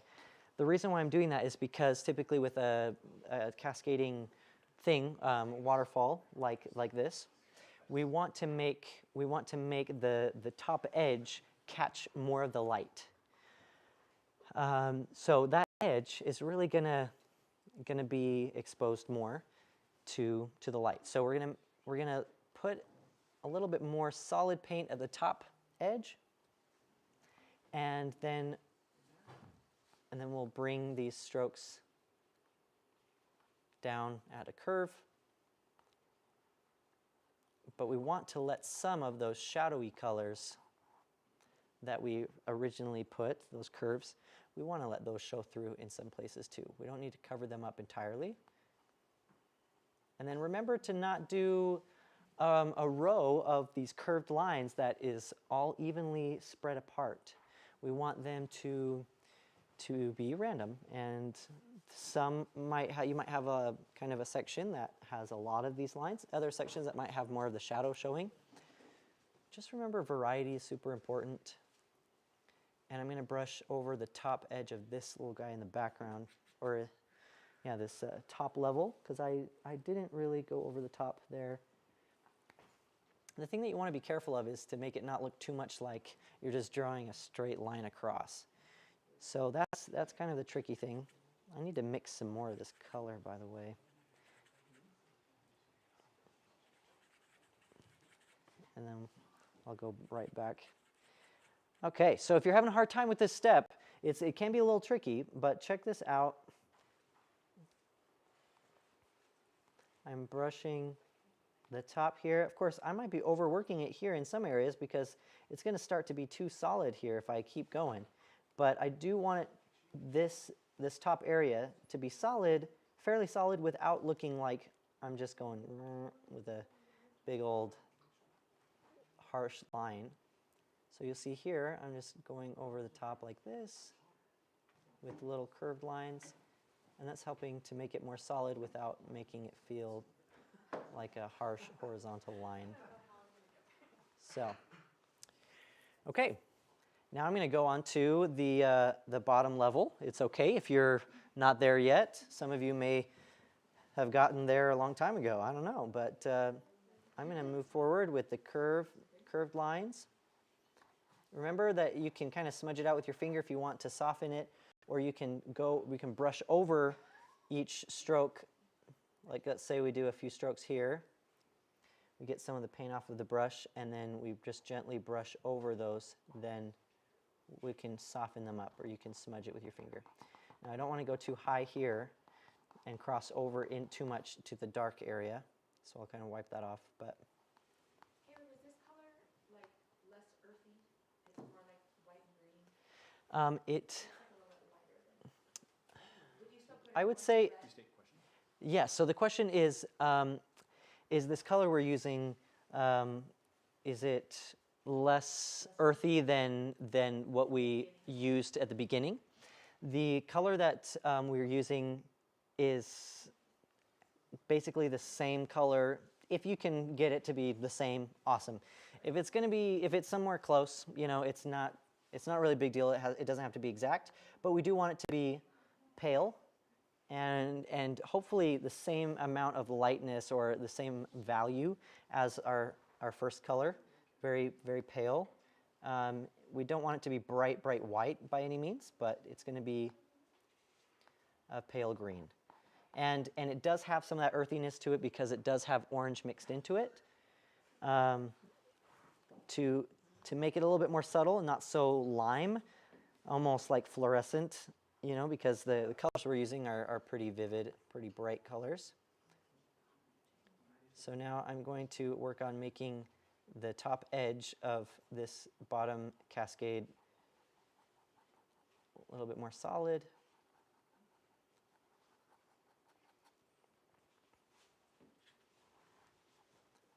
But trying to avoid just a pure stark line across.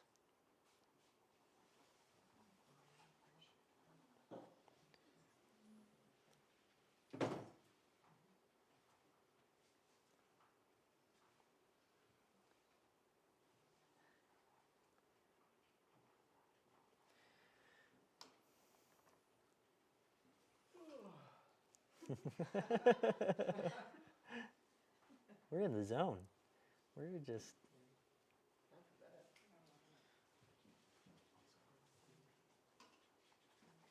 Okay.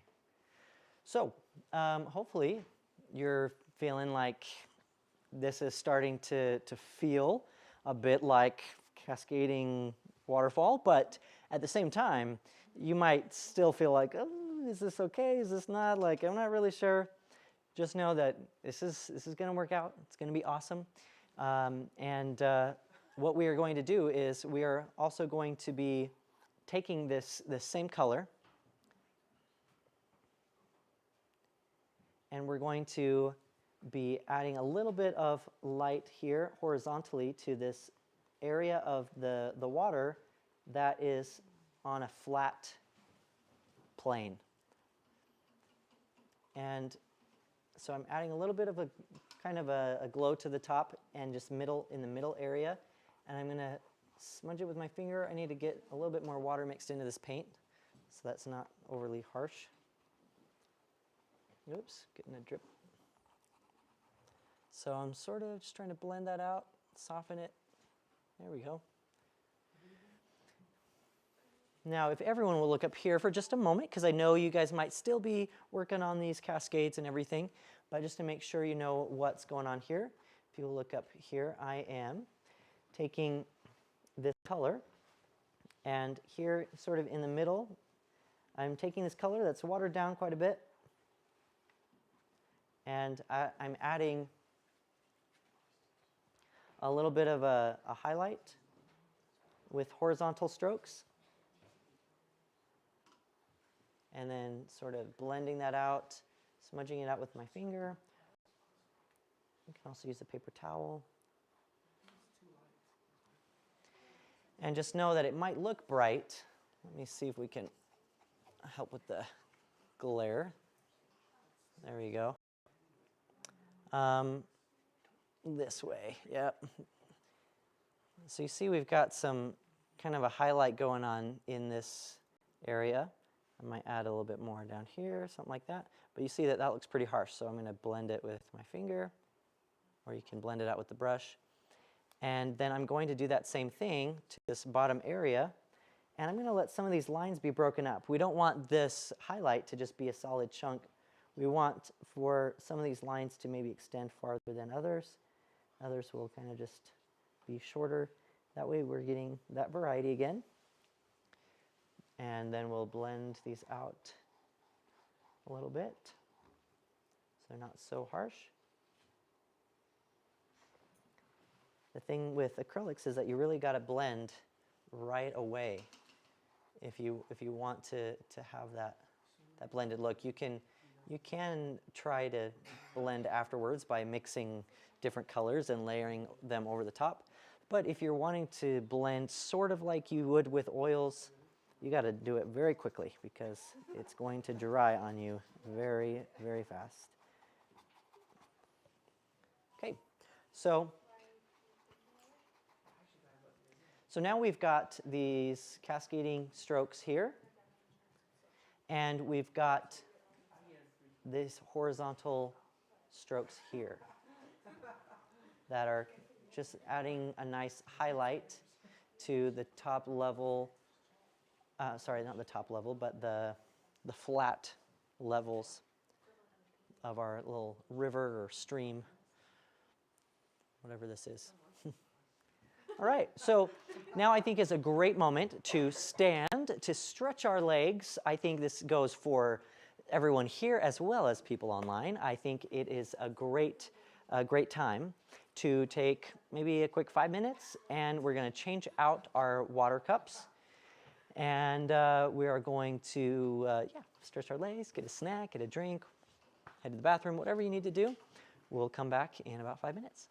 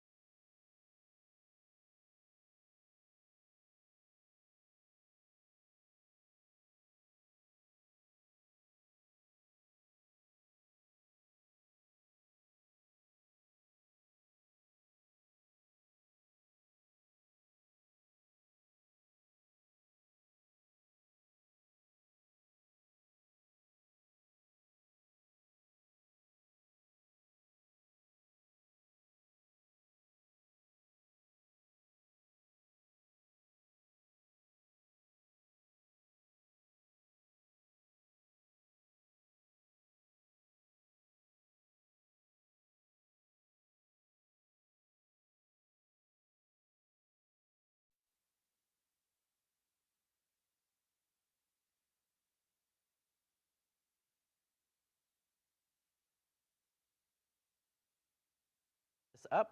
My goal is to finish by 9, so we're gonna work hard. We're gonna work hard. Now, yeah, we can do it. We can do it.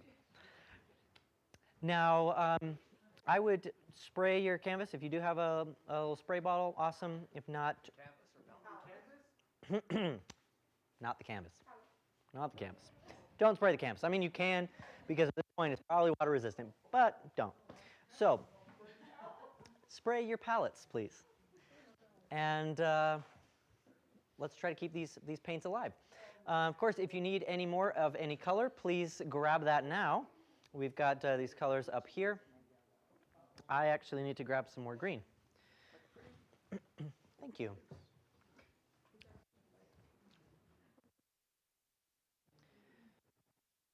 Okay.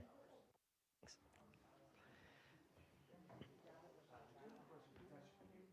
up? Does the Hive have a Facebook page or chat on Facebook where we can share images? Because obviously you can't share it with your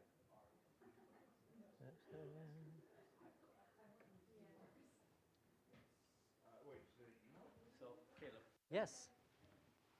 they want to know where they could share their pictures with us. Maybe they Oh. could share it to Esther at the Hive Collaborative.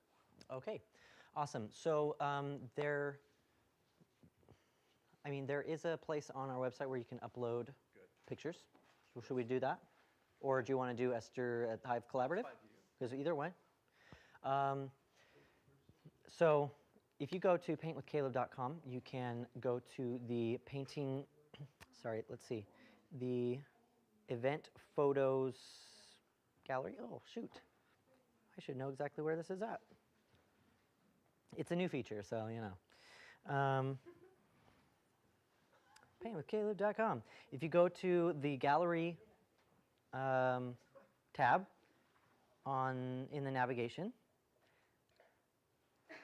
it's loading. So you go to gallery. Oh, look. Hey, maybe we can show it. I don't know. So we go to gallery, then we go to share my photos. You can, we're going to create an album right now. And we're going to call, because we have different albums here where you can share. Let's create one. And we're going to call it Nature's Palette. Because that's what I call this painting. Nature's Palette. And we don't really need a album description. And then we could do a quick thumbnail. Yes. How do you get our painting featured on the front page? On the front page? I like mine to be the first. Oh, I see, huh? Okay, so just go to paintwithcaleb.com, navigate to the gallery, and share your photos there. In the upload my photos, or no, it's share my photos right there. And I will keep this tab and make sure that I keep an eye out for any pictures that you share. That's so exciting. I love this. Okay, we're going to move along with some rays of light. Okay, now these are straightforward. What we're going to do is we're going to mix a pale yellow. So I'm going to use either of the flat brushes is fine. I'm using the small flat brush. And I'm going to mix some yellow into this white. You really don't need that much. So I kind of took a big blob, but that's fine. Oh, yep, moving my thumb so everyone can see. I'm going to create this pale yellow. It's mostly yellow. Mostly white with a touch of yellow. And I want to be very careful because I want this to have a little bit of green in it, but not a ton. It's really, essentially, when you look at it, it's just going to be a pale yellow. I typically like to just add, a little bit of green in a painting like this, just to kind of all have that unity. But if it's tricky and the green is really messing it up, don't worry, just do a simple white and yellow mixture. But pretty down. I'm so glad that I had a water bottle here instead of a cup of water for drinking, because I almost just dipped my paintbrush in my water. And luckily, the water bottle stopped me from doing that. So, all right, now off with a stroke that, if you would like, you could, with the chalk, you could, what am I saying? You could outline it with the chalk to kind of figure out where you want it to go. So I'm going to say, let's do these rays kind of like this. I've got 3 going here, but I don't want them to all necessarily be the same distance apart. That's a big thing with the light rays. And then I'm going to add a space here to add some, before I add some more light rays. The reason for that is really the only reason is just for the variety's sake. We really need the variety, otherwise it's going to look like, a set of poles or a bunch of random lines that's not going to make sense. But if these are spread apart in different ways, then it's going to look more organic. So I'm going to start to paint once I've got these chalk lines in, and I'm going to try to be very confident with my paint strokes here. If I'm going here and I go really slowly, then you see I'm going to get a wobbly line. Instead, what I'm going to do is I'm going to start, and I'm just going to brush broad strokes like that. And it might be a little scary, especially if you're not sure about the color. So if you're not sure about the color, maybe try it up here and, on the top of the canvas or something in an inconspicuous area. This area here in the top right or the top left are going to be covered with trees. So it's like you could totally try it here and see if you like it. And it's not going to mess up your painting by any means. But I'm going to kind of smooth it out with my finger as I go, because we want for this these light rays to look diffused and blended, because that's how light is. Light is often soft and doesn't. I'm going to do another broad stroke here, or not broad stroke, but just very confident stroke here.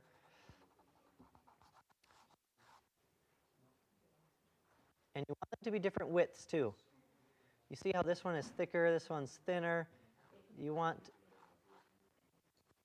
a variety of sizes and widths. Jake asked if I can canvas, but no, that's not happening. Okay, so if you want, these rays could potentially go past some of these rocks.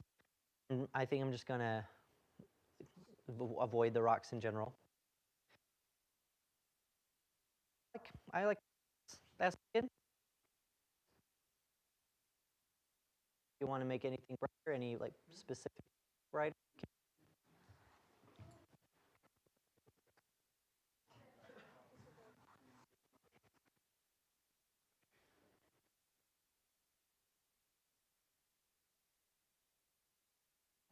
It's very possible, very easy to overwork this. So, yeah. Yep. Sorry. Oh, I'm sorry. I had it in the back pocket. Or, oh, shoot. Okay, perfect. Are we okay to keep going? Okay, awesome. So now we've got our glow, our rays of light. How are we feeling about these? Remember, awesome, awesome. Remember, confident strokes. We're going to be doing just one stroke all the way kind of down. And then I like to, in order to get it tapered, you sort of, you go and then you just gently lift off of the canvas as you're coming right to the end of that line. And remember, you can kind of blend it out with your finger. And yeah, I think that's looking great. We're going to move on. So if you're still working on that, that's okay. But we do need to move along so we can finish this guy. Okay. Next, we are going to be mixing a dark green for the base of these trees. Okay.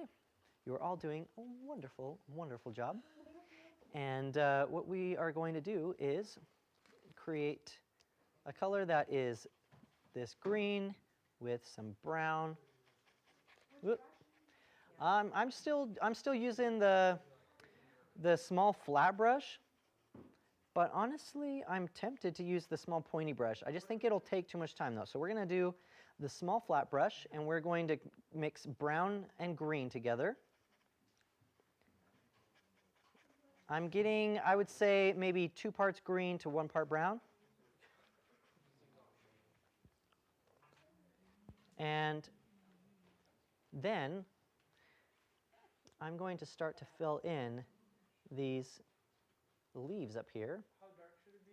Like just super dark green or more on the brown side? Or So it's about 1 part brown and 2 parts green. So you'll have double the amount of green. Okay? Awesome. And the way I'm doing this, look at these little dabs and dashes. If you want to, you can use the pointy brush.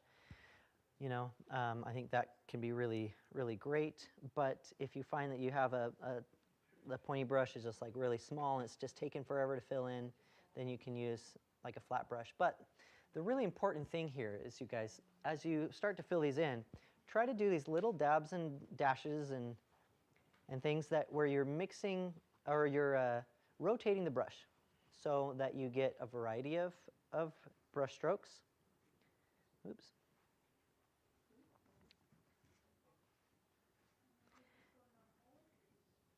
And this is going to go above, or like on top of these trunks that we've made with the really dark color. And I'm going to have a couple areas in this tree that let some of the background show. And we definitely don't want to create a super solid set of leaves here. We want to be able to see some individual dots and texture. If you just fill it in solid, even if you did use the dots and texture, you probably wouldn't be able to really distinguish those shapes. I accidentally dipped the brush in some red, so some of these dots are coming out a little bit red. Yeah, berries. Sure. is it better to stick on the thicker side or the non-thicker side? It's really fine if you want to do thick paint, you can. I would save the thicker paint though for maybe the last details as we do the highlights. You'll want to do the thicker paint with the highlights. So I do have some blobs here on the canvas with this paint, you know, but you don't want to go super ultra thick like Van Gogh style necessarily, just because it's going to be a while before it dries. And also, a lot of the time, shadows are painted as more of a thin application, and the highlights are usually painted with a thicker application. And it's really cool because then the light in real life will hit the painting and catch the blobs of highlights and make those brighter.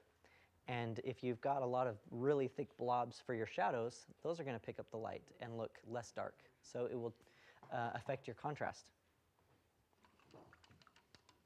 Okay, so we've got this side pretty much done. I think I'm just going to do some little dots and dashes here on the ends to just do these edges, these outside edges with some little dots. Doesn't need to be anything fancy or perfect. We don't need any details right now because this is going to be mostly highlights on the edges. So we really don't need to do a whole lot of fancy brushwork right now. Okay, so I'm going to brush, or I'm going to paint this other side.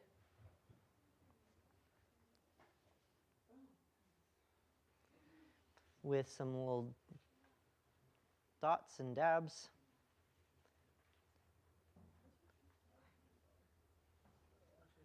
And I'm letting the edges of these trees, the outside edges are more sparse with dots that are fewer and farther between. And then in like the corners here, those areas are going to be more full, more solid. Oh, we're doing both sides? Yep, we're going to do both sides. Can we only do one side? I mean, if you want, Can we skip that one? you could do just one side if you want, but.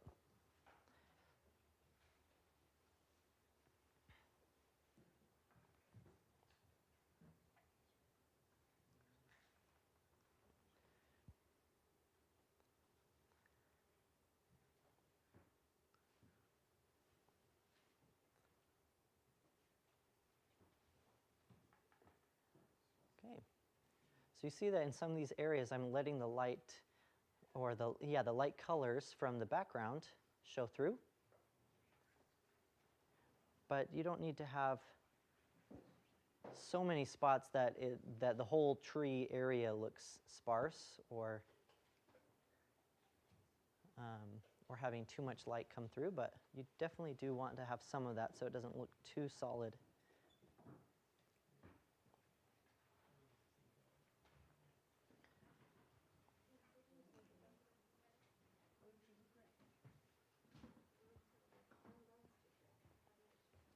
Now don't forget to continue your painting to the sides of your canvas.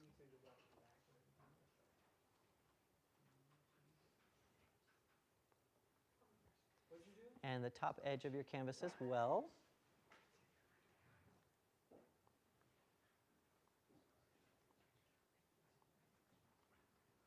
Okay. Oh, I would use a paintbrush. You can just sketch out with it and just use a clear and use like a very light.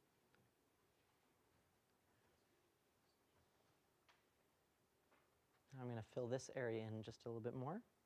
Oops.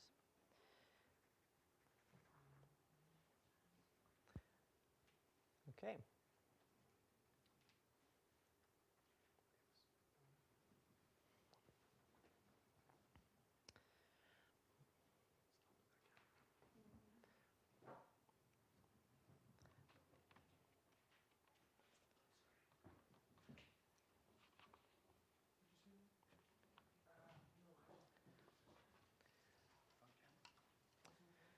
Okay.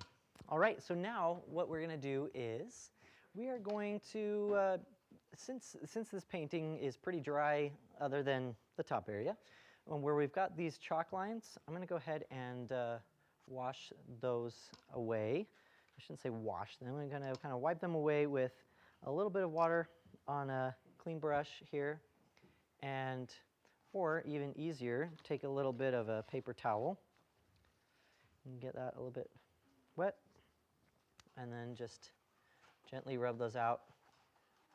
Don't scrub the canvas super hard, but just know that the paint in general is going to be permanent, so you're not going to damage your painting, unless of course you're scrubbing it really hard, then I guess it's possible. So just gently scrub it with a damp paper towel, and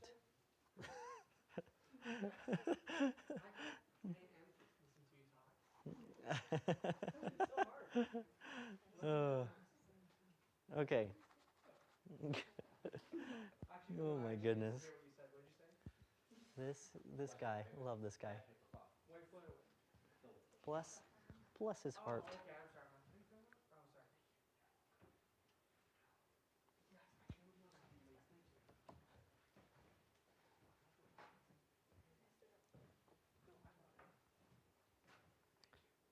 Thank you.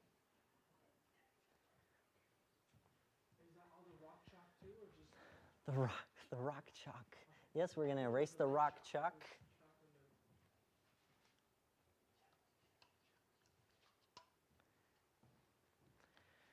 Okay, how are we feeling? How are we feeling? Great. How are we feeling?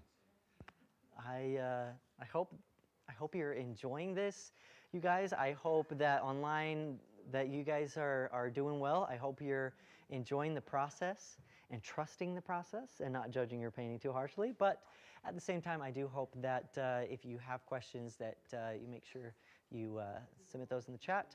I'm curious to know if people have uploaded any photos to the site. We're going to keep going here in just 1 second, but I do want to check. Let's refresh and see. Did any process pictures? Or maybe you're just going to upload pictures at the end. You know, I don't know.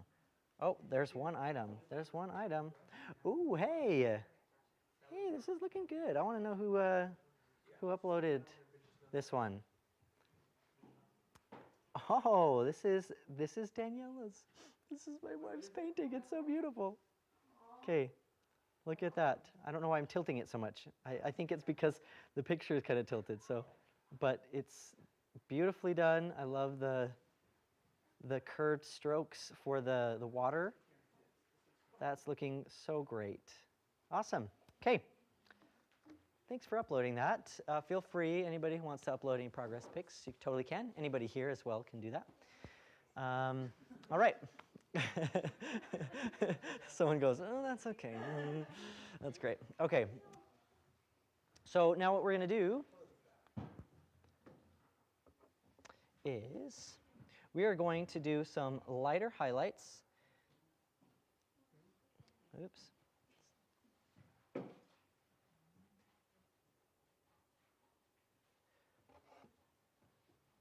Okay. We're going to do some lighter highlights on the water. Now let's take the color that we used, if you still have some, the color that you used for the rays of light, the light rays, or whatever you want to call those. Now these are going to feel very bright, and you might, for some of you, you might feel like, oh my gosh, what am I doing? This is such a bright color. It's a harsh color, but essentially we're using the same color that we use for these rays of light. It's white and yellow, mostly white, a little bit of yellow, and if you really want to, you can add even you can add a tiny touch of green, but very little. We don't want the color overall to feel green. But I'm taking this color and adding some additional light. There's a lot of layers that go into this water, but it's going to look really awesome. And we want to keep that curve going. These curves are very important. Now I need to get a little bit of water mixed into this paint because sometimes it'll be hard to get controlled and somewhat crisp lines if you don't have that water mixed in.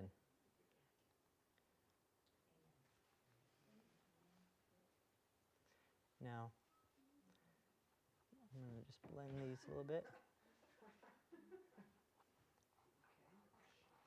Now we want for this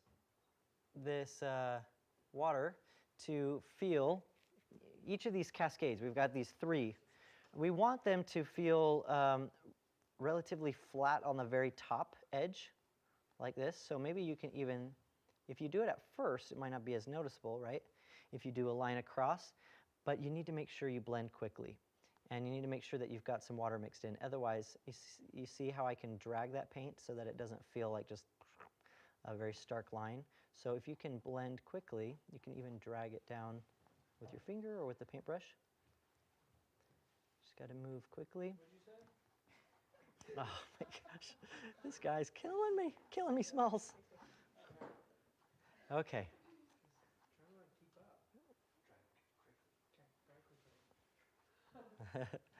All right, so we've got this water flowing, but we do not want that really stark horizontal line. It's tricky because you still want it to feel relatively flat on the top edge because it's a ledge where the water is just gently just falling off of it. So it can be a little tricky. And it is okay if the water in the distance is a little bit more pale. All right, so I'm feeling pretty good about that. I might do a little bit brighter here in some areas. Couple highlights.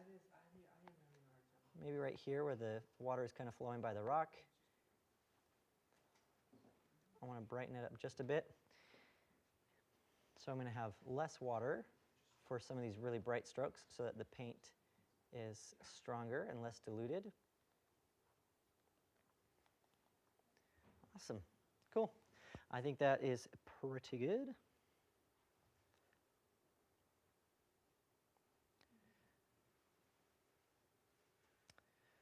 Okay.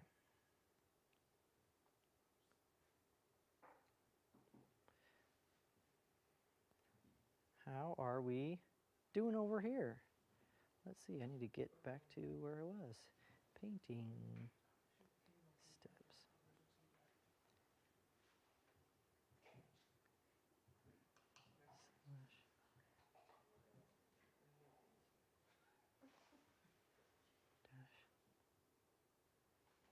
Okay.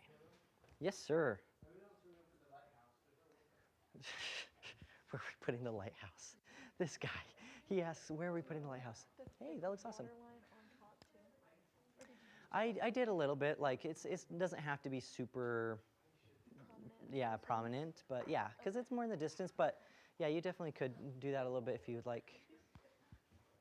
Awesome, it's looking so good. Ooh, this is beautiful, I'm loving this. I'm loving all the variety of colors.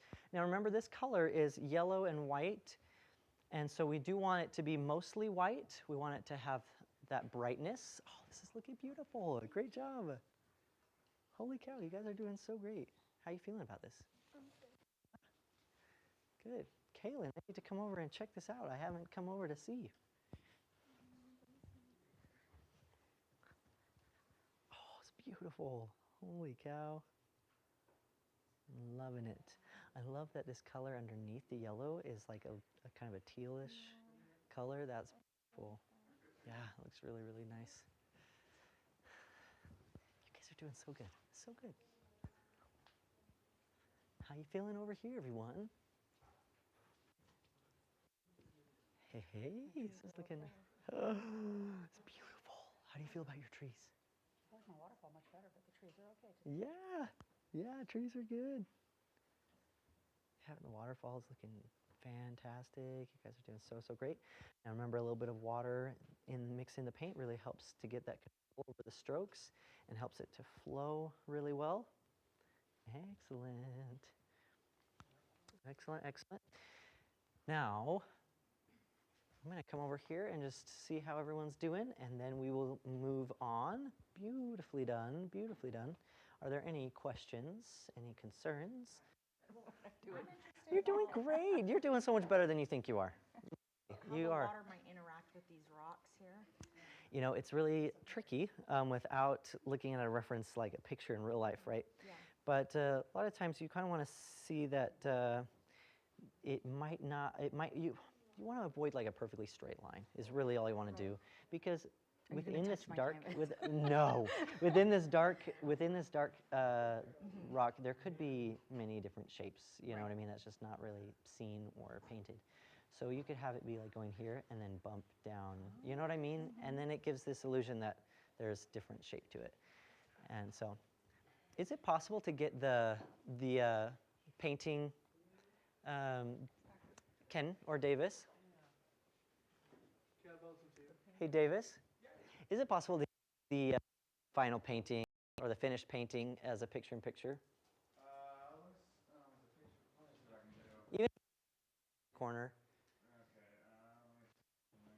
But you kind of see over those rocks, it's kind of not really, you know, anything super specific, but just has, whatever you do, you want to avoid a straight line or a perfectly smooth trajectory, really. Yeah. You're going to take us through like the bubbly part. Sure. Yep. That's going to be with white down the road.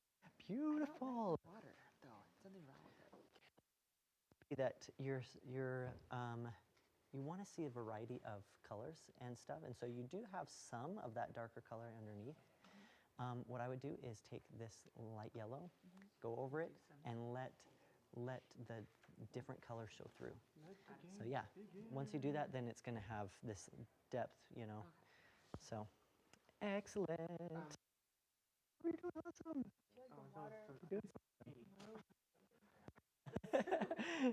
No, tricky, but you're doing a fantastic job.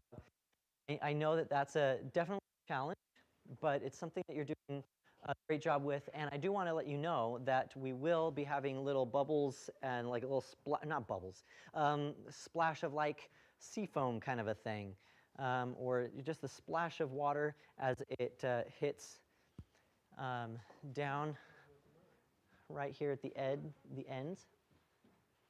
Yeah. So, oh, cool. We got the picture-in-picture up. There's no way to make that any bigger, right? Because. Oh, okay. That's one way to do it. Hey, we got a finished painting, you guys. That's fantastic. My work here is done. That is just fine. Okay, so once we've got that, oops, where are we at? We are at step.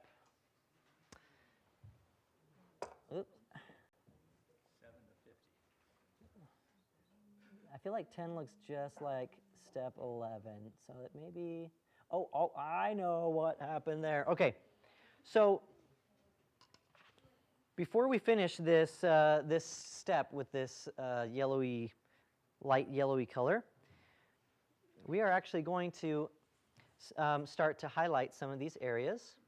Now it's going to feel like very bright and stark, but I'm going to start to do some of the splashes. Is it the same color? Yep, same color, but I think I'm going to switch to the small pointy brush, and I'm going to make sure that both of the brushes that I'm not using are rinsed off really well. That there's no paint drying up in there. That's technical name. The pointy brush? Yes. Small pointy brush. Small pointy brush is the technical name. The common name among artists would be a round brush. But to me, that just doesn't make sense. I mean, technically, it's because of the ferrule. Should I be talking here? It's because of the. Oh, it's because of the metal ferrule is round. That's holding the bristles. But if I say the round brush, people are like, what? I don't see a round. Like, you kind of thinking that the top of it's going to be round. So I call it the small pointy brush. All right. So now what I'm doing is, with that same yellowy color, white and yellow. Just on the bottom of the rock with the water? Yeah, so what I'm going to do is I'm going to make the kind of the splash as well as some little bits of highlight on like the bottom sides of some of the rocks, and that's just going to be where it's kind of the water maybe hits the rocks a little bit and catches some light. And I'm going to, even though this is not pure white, eventually we can go over some of this with pure white. Oh my goodness, it's 8:52. We're gonna keep going. All right, what I'm doing here is little dots, right? Little dots here to create this illusion of like a splash. I might do a little bit of a highlight here. We can also use this color to create a little bit of a glisten effect. Glisten?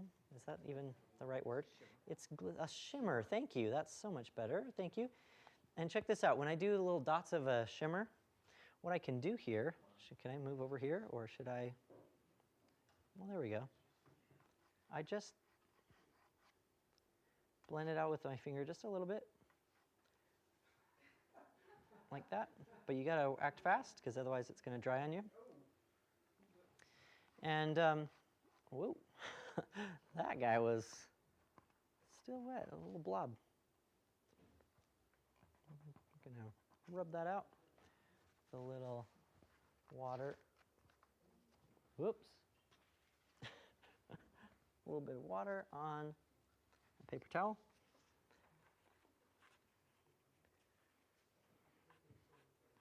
And not a big deal because we'll go over that with some flowers or something. Okay, I'm going to keep going with these little dots. And it's really important that right where the cascade meets the flat water, there is the splash of little dots.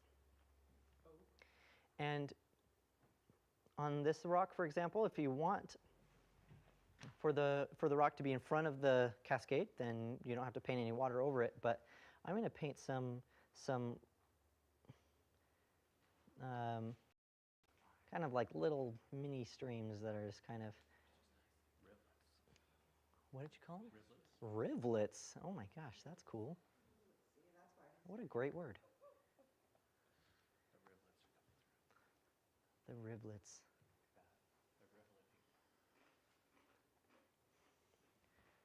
Okay.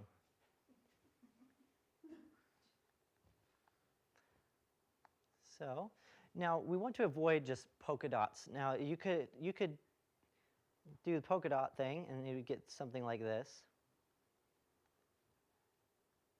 You see?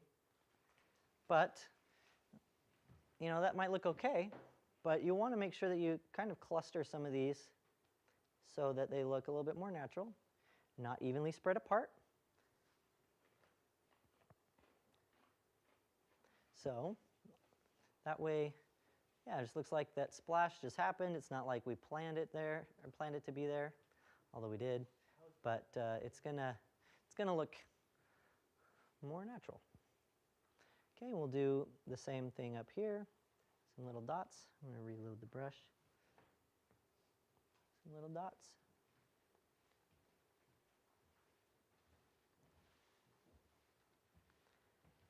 And occasionally, if you want to, you can add some little shimmery goodness in there on the parts that are flat.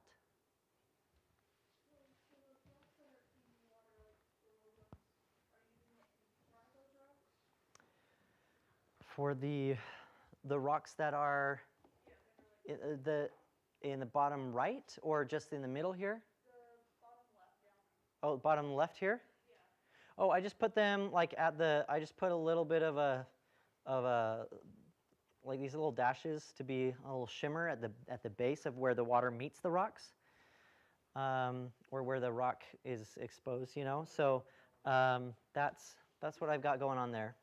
But not necessarily like a splash. They're more like horizontal little dashes.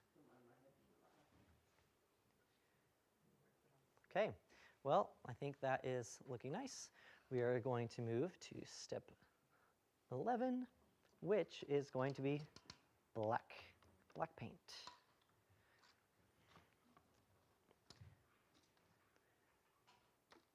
Now, you can totally do this with chalk first, if you would like. I will show you. So we can do this with chalk first, but this is going to be a tree in the foreground. And basically, I'm going to create a branch here. Would you mind moving up just a little bit? Thank you so much. I'll just draw it out and then I'll kind of explain what I'm doing. So what I'm doing here is this is going to be just a piece of a large tree trunk that is visible here, but the rest of this tree is off of the canvas, not being shown. And then we're going to have a branch here that comes off of this. And let me clean this up a little bit so you can really see what I'm going for here. So here's the branch that's coming off of the trunk, and here is the trunk. And I'm going to clean up some of these chalk lines a bit. Okay, so then I'm going to take that, and once I've got that, also paying close attention to this branch that's wider at the base where it connects to the tree trunk, and then it tapers as it goes, and then there's a little split, and anytime a branch splits off and has another little branch connected to it, that branch is going to roughly be, of course it depends on the tree, but in general, a good rule of thumb is to make that about a third of the width of the branch that it's connected to. Some basic tree anatomy. Now, I'm just going to fill this in with black paint here. Straight black? Yep. And we can do the jet black color here because then it will really up the contrast. We'll feel like it's close to us. Because remember, as things are closer to us, as things get closer to us, they increase in contrast. And as things are farther away from us, they decrease in contrast, so they get more pale. And the dark parts get lighter, and the light part darker, so everything kind of comes together to be one faded, subtle thing in the background. But as it gets close to us, the darks get darker, the lights get lighter. So I'm just filling that in with pure black paint. A little bit of water mixed in to help that paint flow.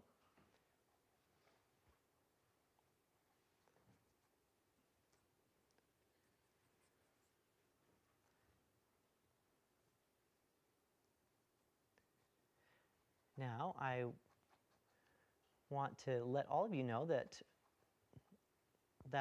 for next time we do this, you'll have the option to purchase a painting kit that we can send out before the paint night happens. And we'll send you all of the supplies, and we'll send out the same paints that we're using, the same colors, as well as the same, quality of paints. It's awesome. We'll send you out everything you need: canvas, brushes, paints, chalk, and the skills. You say, is that what you said? You already got the skills. It's inside you. You just gotta discover it. Gotta unleash your creativity. Okay, so whoop. Got a little blob there. I guess that's going to be a thicker branch. Okay, so I've got that tree there. I'm kind of tempted to keep moving it in a little bit on mine, but it's really not a big deal. I think it looks fine. But at the same time, I'm like, I'll just quickly go over it a little bit more and make this guy a little bit more prominent. Cool. But of course, I don't want to overwork it. Good. I gotta let it be. Gotta let it go. That's part of the thing that I've learned from paint nights, is being able to let something go, knowing that it's gonna be fine and it's gonna be a beautiful painting. Of course, as I overwork it, great. But yeah, sometimes it's hard to let it go. The desire to have things be just right, or to be perfect, or to be in your control is a thing that we all go through. But a painting is never technically finished. A painting is never totally done. It's just, as sad as it sounds, it's just abandoned. It's just left alone. Okay. Oh, yeah. Can we switch? Awesome. Let me even switch or not switch this, but rotate this a little bit so that we don't have so much of glare. Oh, let's do downwards like that. Yeah. There we go. Does that help? Yeah. Awesome.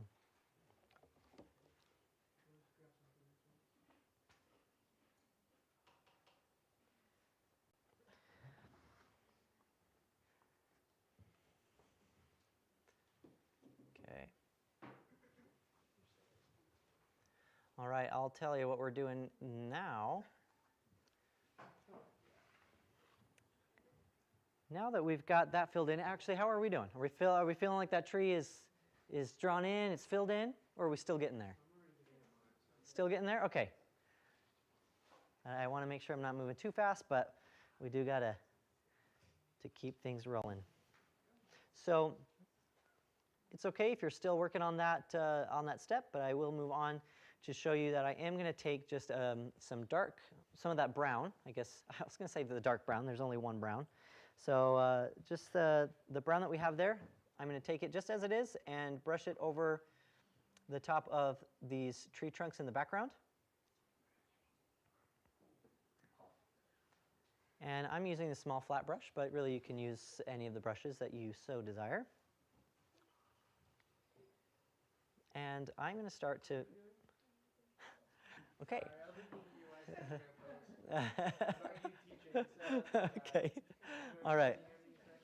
So what we're doing is we're taking just pure brown and we are brushing it over these trees. Now you don't have to brush over every, tiny bit of those branches. If you see some of the black and you see some of the brown, it's great for those two colors to both be seen.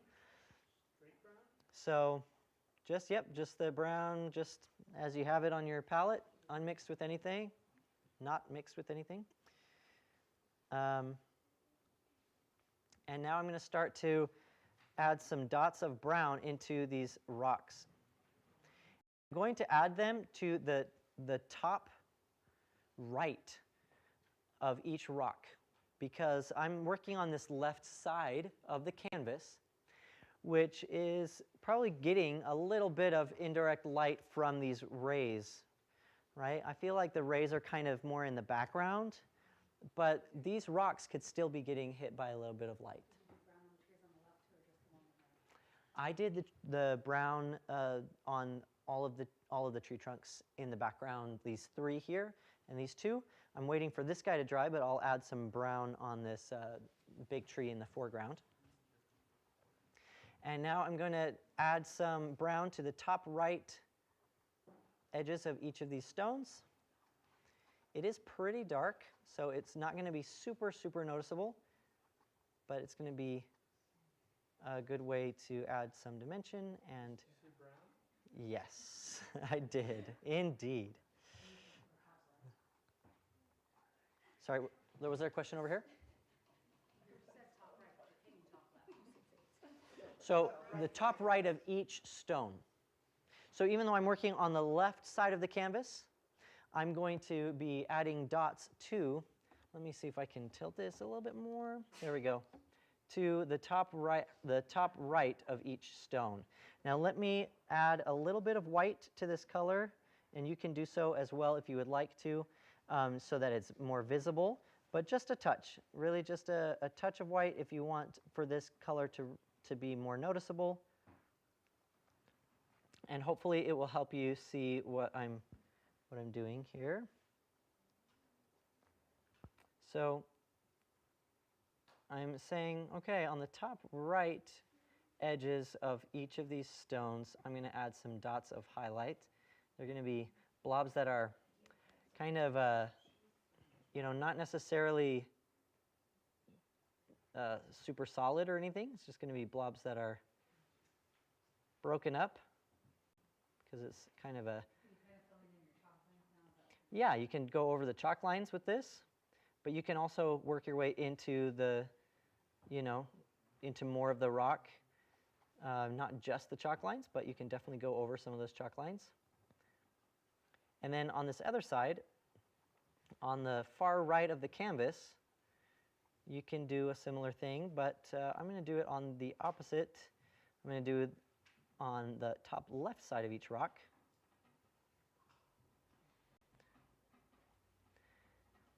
And just a little bit, doesn't need a ton.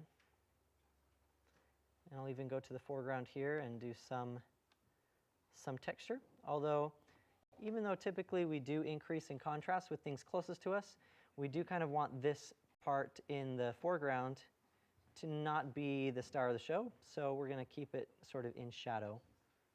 But I will add some of this brown to this rock here. And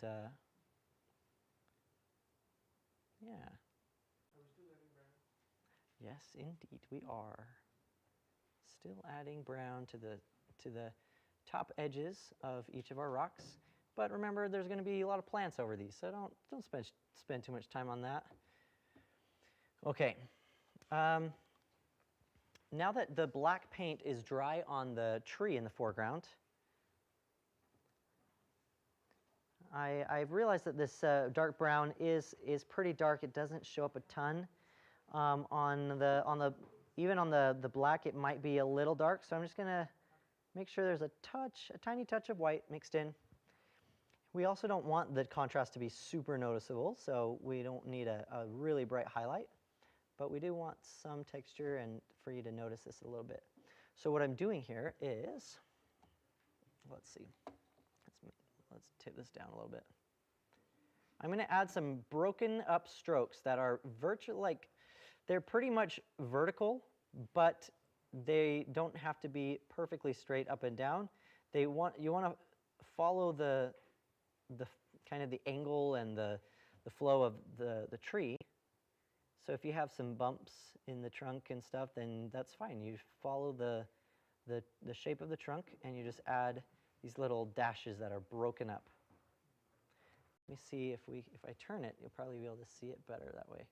It's not super bright, but we do want it to be noticeable. So if you're getting something that's just really blending in and you're just not seeing it at all, then you can either add some white or you can add something else like orange to brighten it up. I'm actually going to try that. I'm going to add a touch of orange, and I think instead of adding just more white, because eventually the color is just going to be dulled down so much if you lighten it up with white.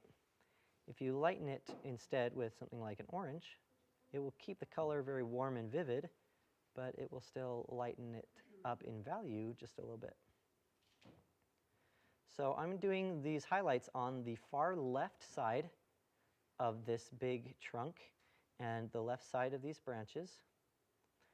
But I'm going to leave the right side of the branches and the right side of the trunk in shadow.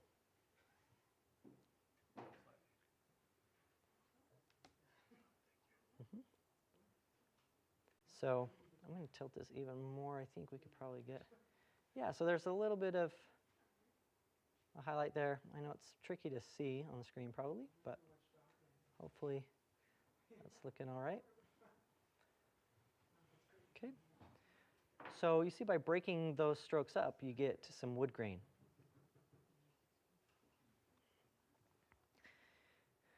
Now we're going to do one pass of like a lighter brown over this painting again, where we put the brown, but we are going to do fewer strokes. It's not going to be so many strokes of the brown in the rocks, not so many strokes of this lighter color in the trunk here.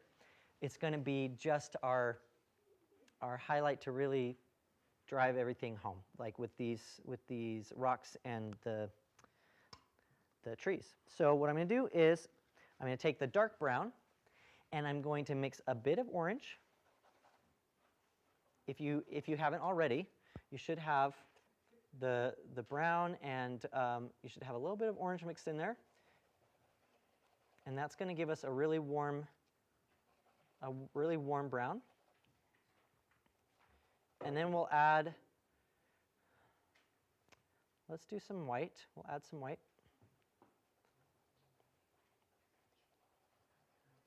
And we're going to get a very pale, not super, super pale, because otherwise that might be too strong.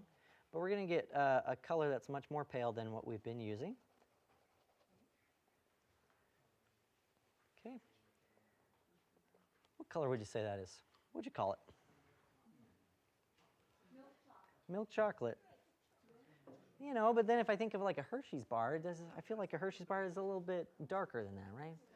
This is I don't know. I really don't know. But here we go. Do you say mousy brown? But some mice are gray. It's okay. It's okay. One of these days it'll come to us. All right. So I'm creating this lighter color. And I guess I could start off with the trees in the background while this guy is drying, so let's do that instead. I'm going to just do a stripe here on the right side of each of these trunks, but instead of just doing one solid line, I'm going to do these little dashes. But these trees are going to get hit by some of that beautiful sunlight, those rays of light on the right sides, and stay in the shadow. They're going to stay in shadow on the right, or sorry, on the left sides. Okay. Now you don't have to worry about anything down here. We're going to cover that with trees, or not with trees, with flowers. Okay, so that's what we've got going on. And if you want it to be brighter and more prominent, you totally can do that. Now these trees in the background on this side, I want to keep those kind of in the shadow because the light's coming here, and they're not really necessarily getting a ton of distinct light. So, so what I'm going to do is get some highlight in the rocks, but just like on the top edges, like really just on the top edges of these rocks, top right. So I'm going to add some little blobs. So we're doing the light brown, and we're adding fewer dots than what you probably did before, but we're really just outlining, I shouldn't say outlining, definitely not outlining, but we're really defining the shape of these rocks by giving them a highlight. And I don't want to do a ton on this right side because it's supposed to kind of be in shadow, but I thought maybe a little bit of this color would be nice. So just adding it to a few places. I am also adding it down here to this guy.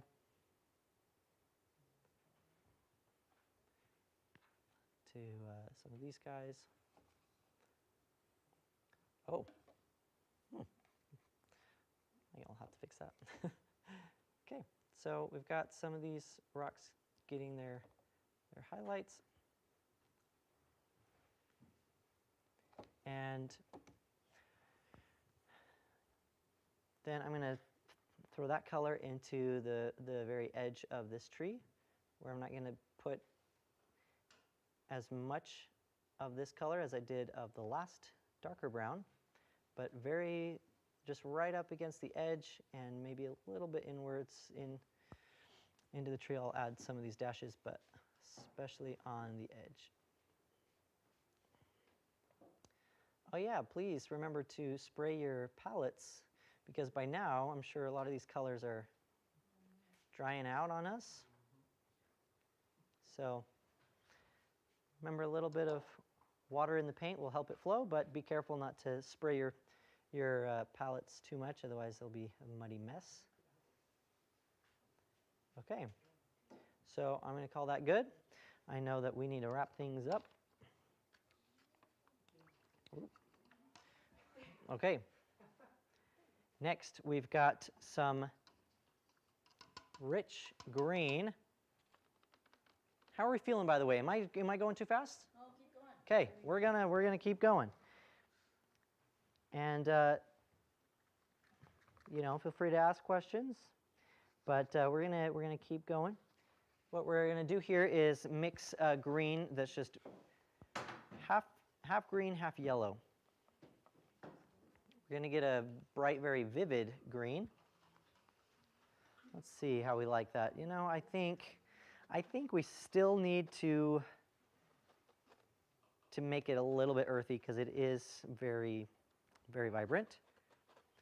So I am going to add just a tiny touch of orange, but don't add a ton of orange.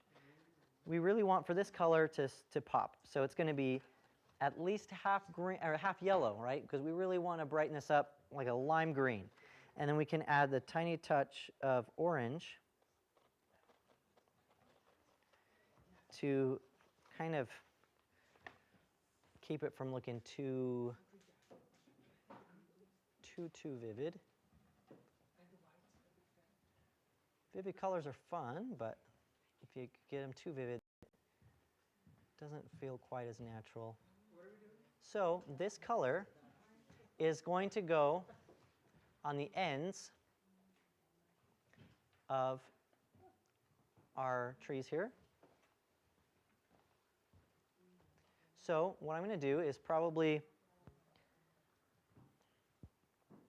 kind of I would say roughly an inch or so all the way around the edges of the leaves. You catch that? You see that? We've got about an inch of the edge of the trees that's going to be getting these brighter green dots. Now remember, the color mixture is half yellow, half green with a touch of orange. And I'm going to do that to both sides. But remember that it doesn't all have to be super solid. It can have some of that dark green from the background or from behind it showing through in some areas. I'm just doing little dots.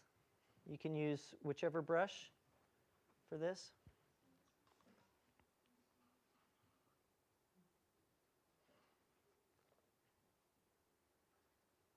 You might even need to add a bit more than half of yellow because the yellow is not super strong, but the other colors are very strong. So also depends on kind of how vivid you want it. But yeah, you can also try not mixing the colors 100% on your palette, using those same colors though, but just not mixing them together perfectly, and you can get some fun variety of dots where some of these strokes will show a little bit more yellow, some will show a little bit more green or orange, and that can be a fun way to add variety to your painting as well. That's a very common thing that you'll see in a lot of painters' paintings. I particularly think of Van Gogh because you'll see big blobs and fun strokes, and within those strokes you'll see multiple colors. So that's pretty fun. All right. So we're doing this screen on both sides. And but we're going to let this dark green stay visible in the corners. Okay. Now from there, remember that light color that we mixed for the rays of light. It's going to be white and yellow, but we're going to add a touch of green.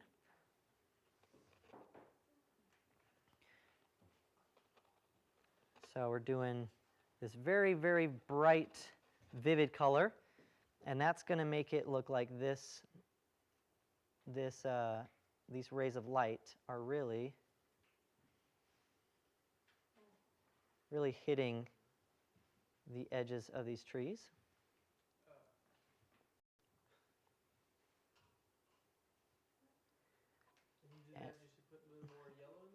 So I just mixed a new color entirely. So I did white with a bit of yellow and a tiny touch of green. Yep, doing little dots.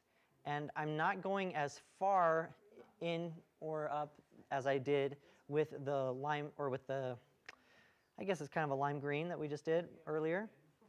I'm doing maybe a ½ inch rather than a full inch, or maybe a ½ inch instead of the inch or inch and a half that I did. I just want for all of these colors to show. But as we get farther, or closer, I should say, as we get closer to the edge, we get brighter and brighter, where this light is really nailing the leaves here. Okay.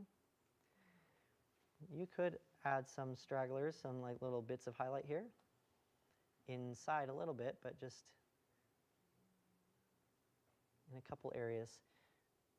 What you don't want is for these to be blobs that are so close together that they just create a really solid chunk.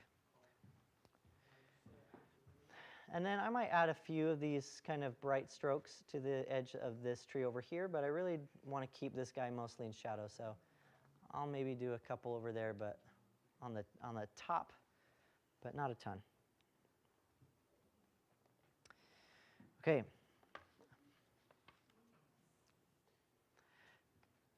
Now I I got a little ahead of myself because with that green, this lime green that we used before, the color we're using, I realized that we could be putting this in here as some little bushy texture. So not the super bright one yet. We're going to do some green foliage here, this kind of lime green. And and now it's kind of fun because it's really just it's about the blobs, the little dots. And so I'm putting this green for the foliage on the ground. I'm putting it up here, and I'm not going to put so much down here. I'm going to want my focus to be up kind of in this middle area mostly, and in this area here. So we've got some brightness here, but we've got dark around the corners. So what I'm going to do is add some of this lime green up here, and I'm also going to bring it over here.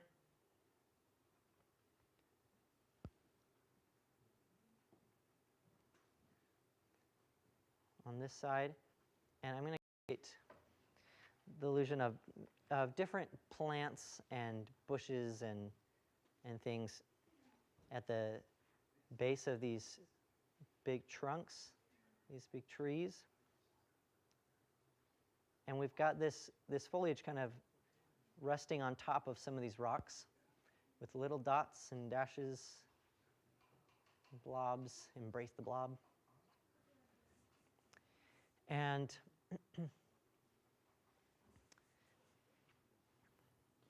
without going too bright, just with that same lime green, I'm going to add just a little bit of foliage here, down below. But I'm not going to do anything like bright highlights on this area. I'm just going to leave it just like this, where I'm just hinting at the fact that there's some foliage here.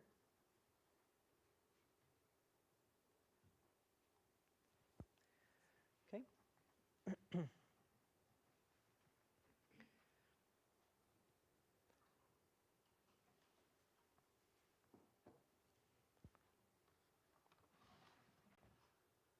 Okay. Now, once you've added that in there, then you can go back to your light yellow highlight color. Again, that's white with some yellow and a touch of green.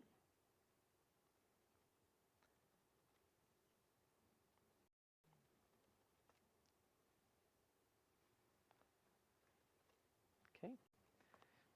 And I'm going to do maybe a few spots over here. Whoa, that's very bright.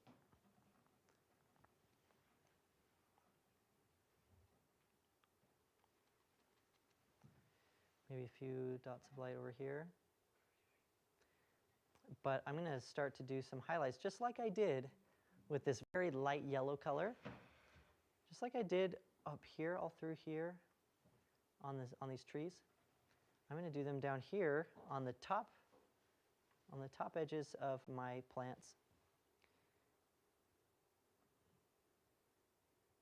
With these dots.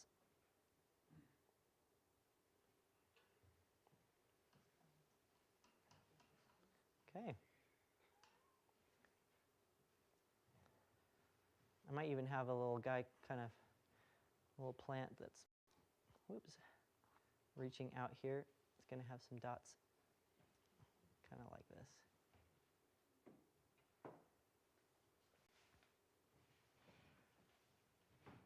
Just for variety's sake. And now I'm getting some pretty thick blobs with this flat brush. So I'm going to try switch into, I'm going to rinse this really well. I'm going to try switch into this small pointy brush and get some little bit more controlled dots and little blobs. What you want to avoid is perfect circular polka dots like this kind of a thing where, well, it's not even a really good example, but where you don't want to get perfect dots that are all in rows. We're trying to avoid polka dots, and so we're going to mix them up, let them be blobby.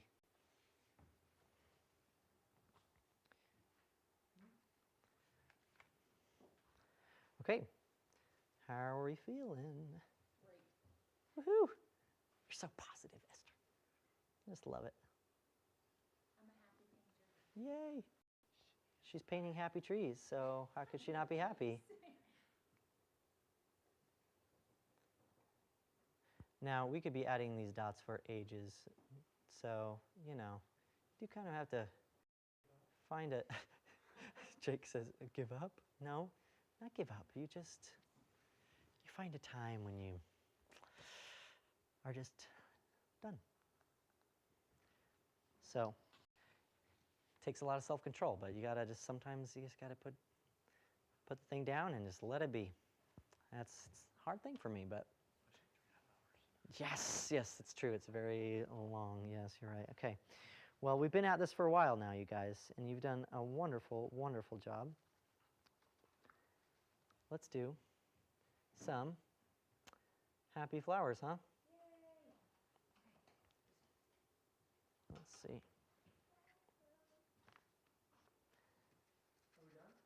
We are basically at our last step. We've just got to add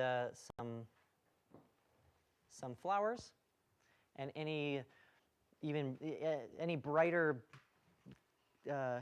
shimmery goodness in here with some bright white, and then we'll be done. The colors that you can use for the flowers it's really up to you. What I'm going to do is I'm going to use a purple for a few of these flowers, but I'm going to mix white and purple to make a light lavender color, and I'm going to add some flowers in here.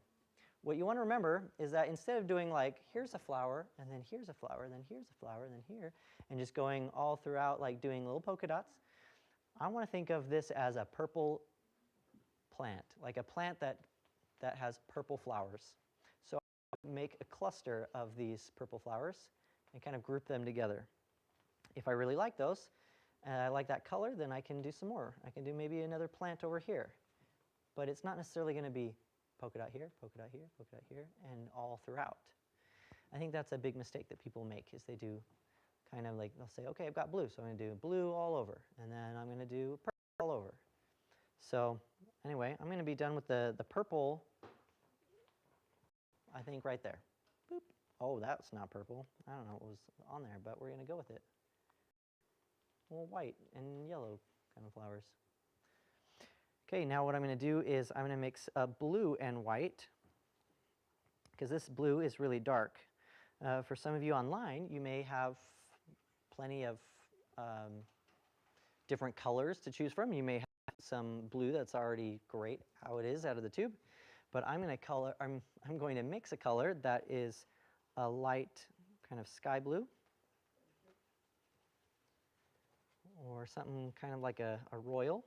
So here's the color that I'm getting right here. It's kind of a sky blue. And I'm going to paint those in there. But I'm going to let those be kind of clustered together. And we don't need perfect circles, because a lot of times flowers are not perfect circles, right? Especially when they're at a different angle and stuff. They all have different angles. So I'm going to say this is a blue plant across there. And who knows, you know, I could add some blue over here too. There could be one of those plants over there. And then I'm going to take that same blue color. I'm going to mix some red into it. It's going to basically be kind of a purpley color, but we want this to go maybe a kind of a magenta. So I'm going to add more red than blue, and that's going to give us our magenta color. So it's blue mixed with, that lighter blue mixed with just pure like fire engine red. And then I'm going to mix some white in there. And that's going to give us kind of a magenta. If we want, we could go kind of maroon, or we could brighten it up and have it be like a magenta or a mauve kind of color. And we'll throw some of those colors or some of those flowers in there. Now these are subtle, but I think they add a lot. And you can mix colors that are kind of dull if you want to not make colors like too prominent, or you can go super, super bright and do like white and red to make a hot pink. So I might do that. I'm going to kind of rinse out some of that magenta that I did and do with some white and red. I don't know if I rinsed my brush super well, but I'm getting the magenta. Yeah, it's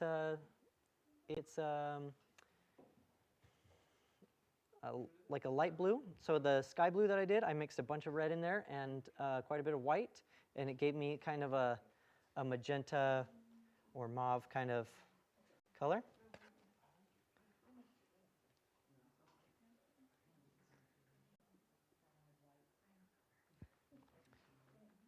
There we go.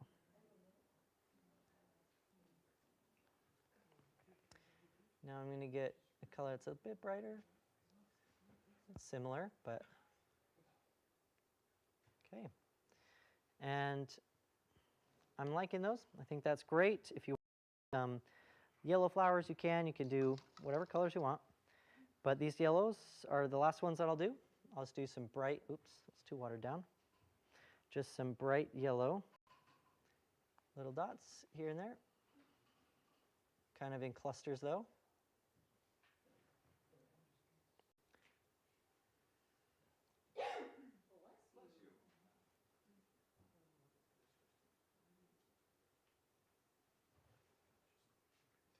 You can also throw in some of this yellow color into the trees if you feel like that belongs in some of the highlight. And then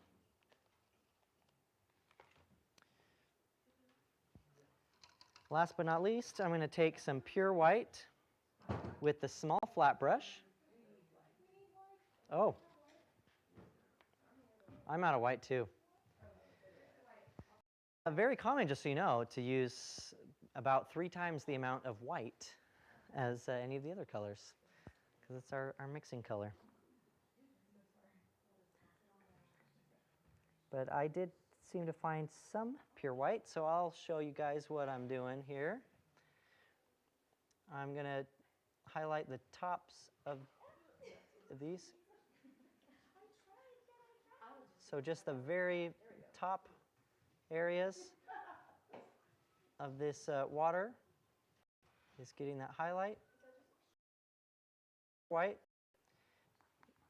And then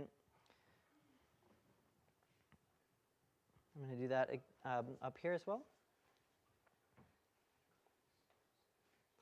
Oops. But still pay attention to that curve, because I was going a little quick, so.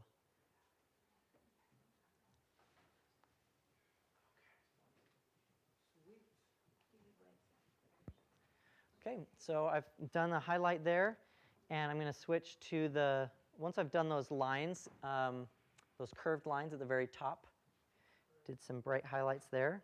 I'm going to take the pointy brush and do some bright white dots over the top of some of these kind of yellowy dots that we have, the splash. I'm going to really highlight that so it feels like it's glowing.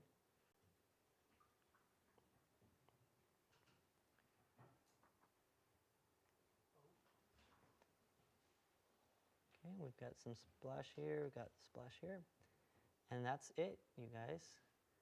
That is our painting. Now you can, you know, you might find things in your painting you want to adjust. But essentially that is it, and you can make some adjustments. You can do some final details. I'm finding these rocks here are feeling very, very brown, so I'm thinking maybe a grayish color could be cool, just to highlight them a little bit, but not too much. Oh, that's very bluish gray.